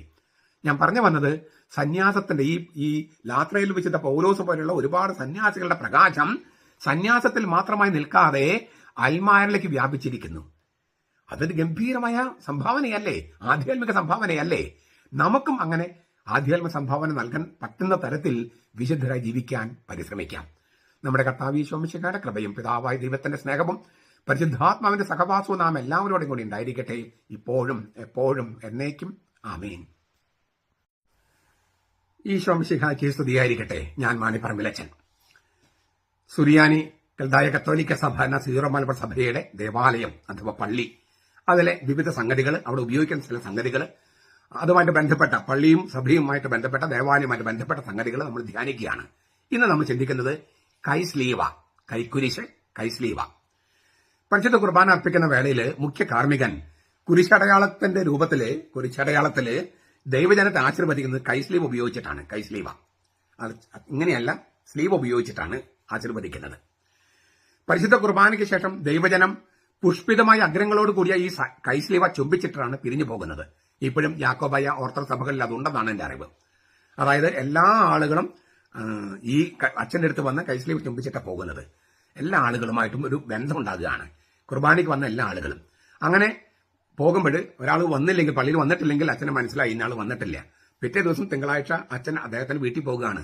ഇന്നലെ പള്ളി കണ്ടില്ലല്ലോ, വല്ല രോഗമാണോ, എന്തെങ്കിലും പ്രശ്നങ്ങളുണ്ടോ? അങ്ങനെ ഓരോ കുടുംബത്തിൽ അംഗമായിട്ട് വികാരിച്ചൻ ആയിരുന്നു. അങ്ങനെയൊക്കെയാണ്. ഞാൻ എന്റെ വീട് പള്ളിയിൽ നിന്നും ദൂരെയാണ്, 2 കിലോമീറ്റർ അകലെയാണ്. പക്ഷെ അവിടെ വന്ന എല്ലാ വികാരിച്ചന്മാരും ഞങ്ങളുടെ വീട്ടിലത്തെ കാര്യങ്ങളൊക്കെ അറിയാമായിരുന്നു.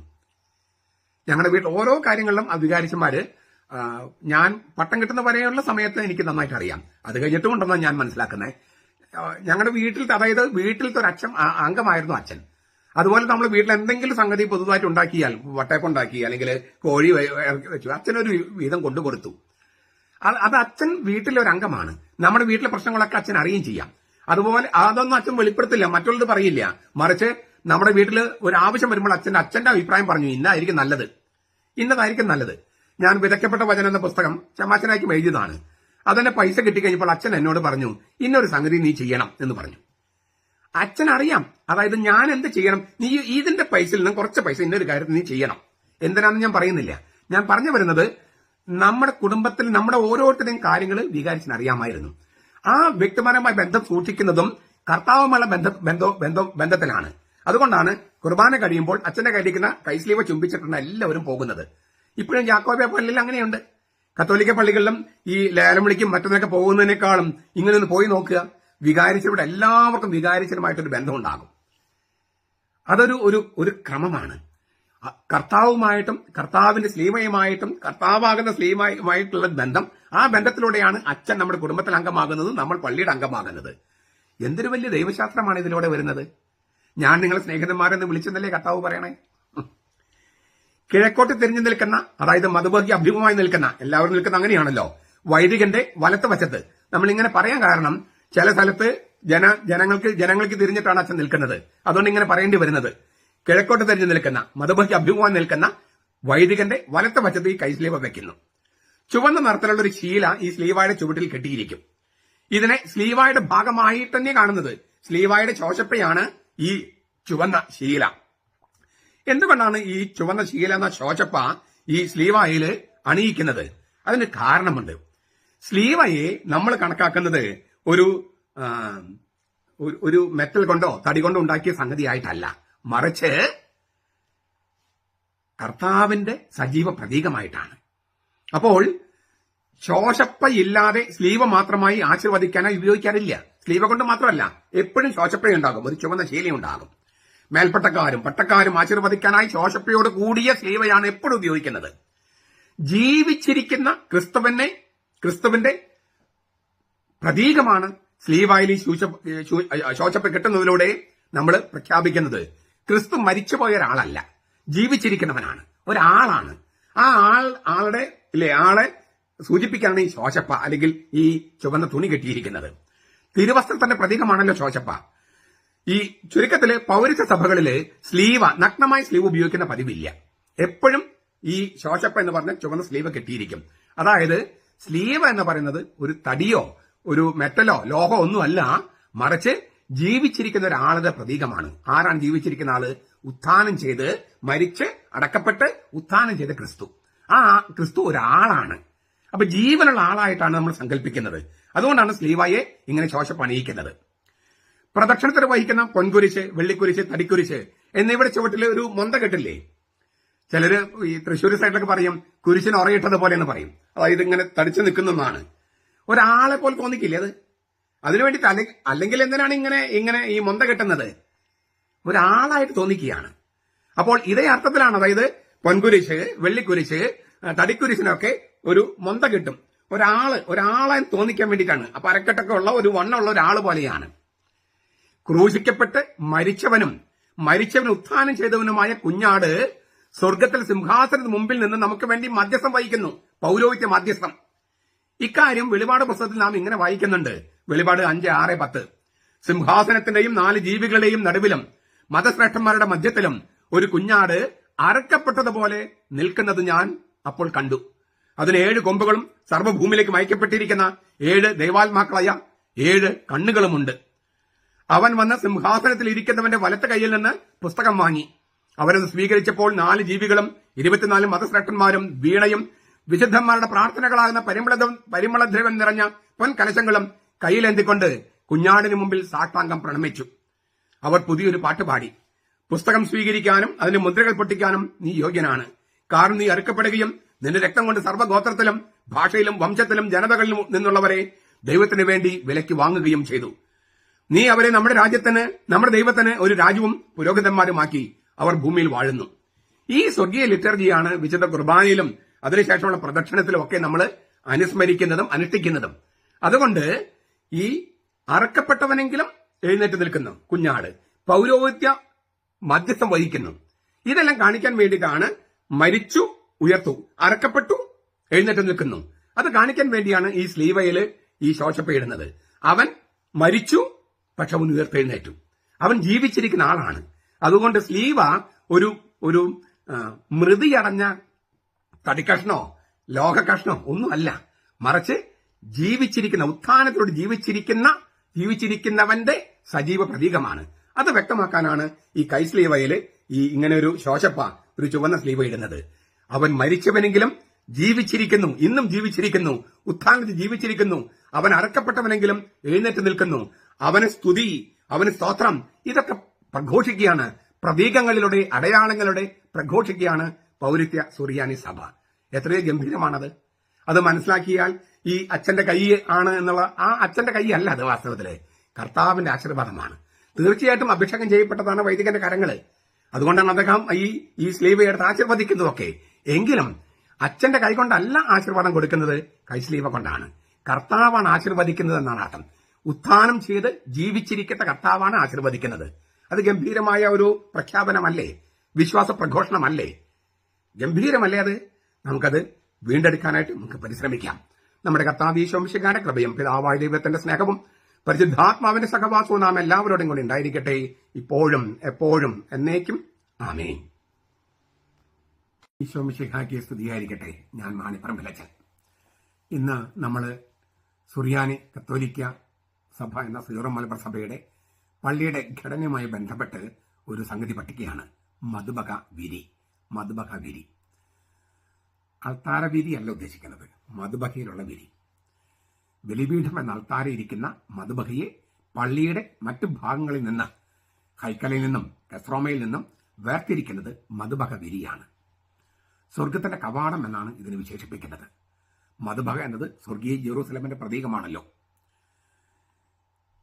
ഈശോ യോഹന്നാനിൽ നിന്ന് സ്നാനമേറ്റതിനു ശേഷം വെള്ളത്തിൽ നിന്ന് കയറിക്കൊണ്ടിരിക്കുമ്പോൾ, മർക്കോസ് 1:10, വെള്ളത്തിന് കയറിക്കൊണ്ടിരിക്കുമ്പോൾ, അതായത് അവൻ പ്രാർത്ഥിച്ചുകൊണ്ടിരിക്കുമ്പോൾ, ലൂക്ക 3:22, സ്വർഗം തുറക്കപ്പെട്ടു. ലൂക്ക 3:22. ഈ വെള്ളത്തിൽ നിന്ന് കയറിക്കൊണ്ടിരിക്കുമ്പോൾ എന്നാണ് മർക്കോസ് ഉപയോഗിക്കുന്നത്. അനാബൈനോൻ എന്ന ഗ്രീക്ക് വാക്ക്. അത് പ്രാർത്ഥനയാണ്, പിതാവിലേക്കും പരിശുദ്ധാത്മാവിലേക്കുള്ള പ്രാർത്ഥനയാണെന്ന് ലൂക്ക വ്യാഖ്യാനിക്കുന്നുണ്ട്. മർക്കോസ് പറയുന്നത് ഈ 1:10-11 പറയുന്നത് ആകാശം പിളർന്നു എന്നാണ്. ആകാശം പിളർന്നു. യെശയ്യായുടെ പുസ്തകത്തില് 51:1 51 എൻ്റെ ഓർമ്മ, അത് 54:1 ആകാശം പിളർന്ന് ഇറങ്ങി വരണമേ എന്ന് പറയുന്നുണ്ട് ഇല്ലേ? നീ ആകാശം പിളർന്ന് ഇറങ്ങി വരണമേ. 54:1 ആകാശം പിളർന്ന് ഇറങ്ങി വരണമേ. നീ ഈ സ്വർഗത്തിൽ എന്ത് ചെയ്യുക? ഇവിടെ ഭൂമിയിൽ ഞങ്ങൾ കഷ്ടപ്പെടുകയാണ്, ഞങ്ങളുടെ പ്രശ്നങ്ങൾ നീ കാണുന്നില്ലേ? അതുകൊണ്ട് നീ ആകാശം പിളർന്ന് ഇറങ്ങി വരണമേ. ആ പ്രവാചകന്റെ പ്രാർത്ഥന കേട്ടു എന്നാണ് മർക്കോസ് പറയുന്നത്. പിന്നീട് യേശു പറയുന്നുണ്ട്, എനിക്കൊരു മാമോദിസ മുങ്ങാനുണ്ട്, അത് പൂർത്തിയാകുമെന്ന് പറഞ്ഞ് ഞാൻ അസ്വസ്ഥനാണ്. ലൂക്ക 12:50. ഈശോ സൂചിപ്പിച്ച ഈ രണ്ടാമത്തെ മാമോദിസ കുരിശിലെ മരണമാണല്ലോ.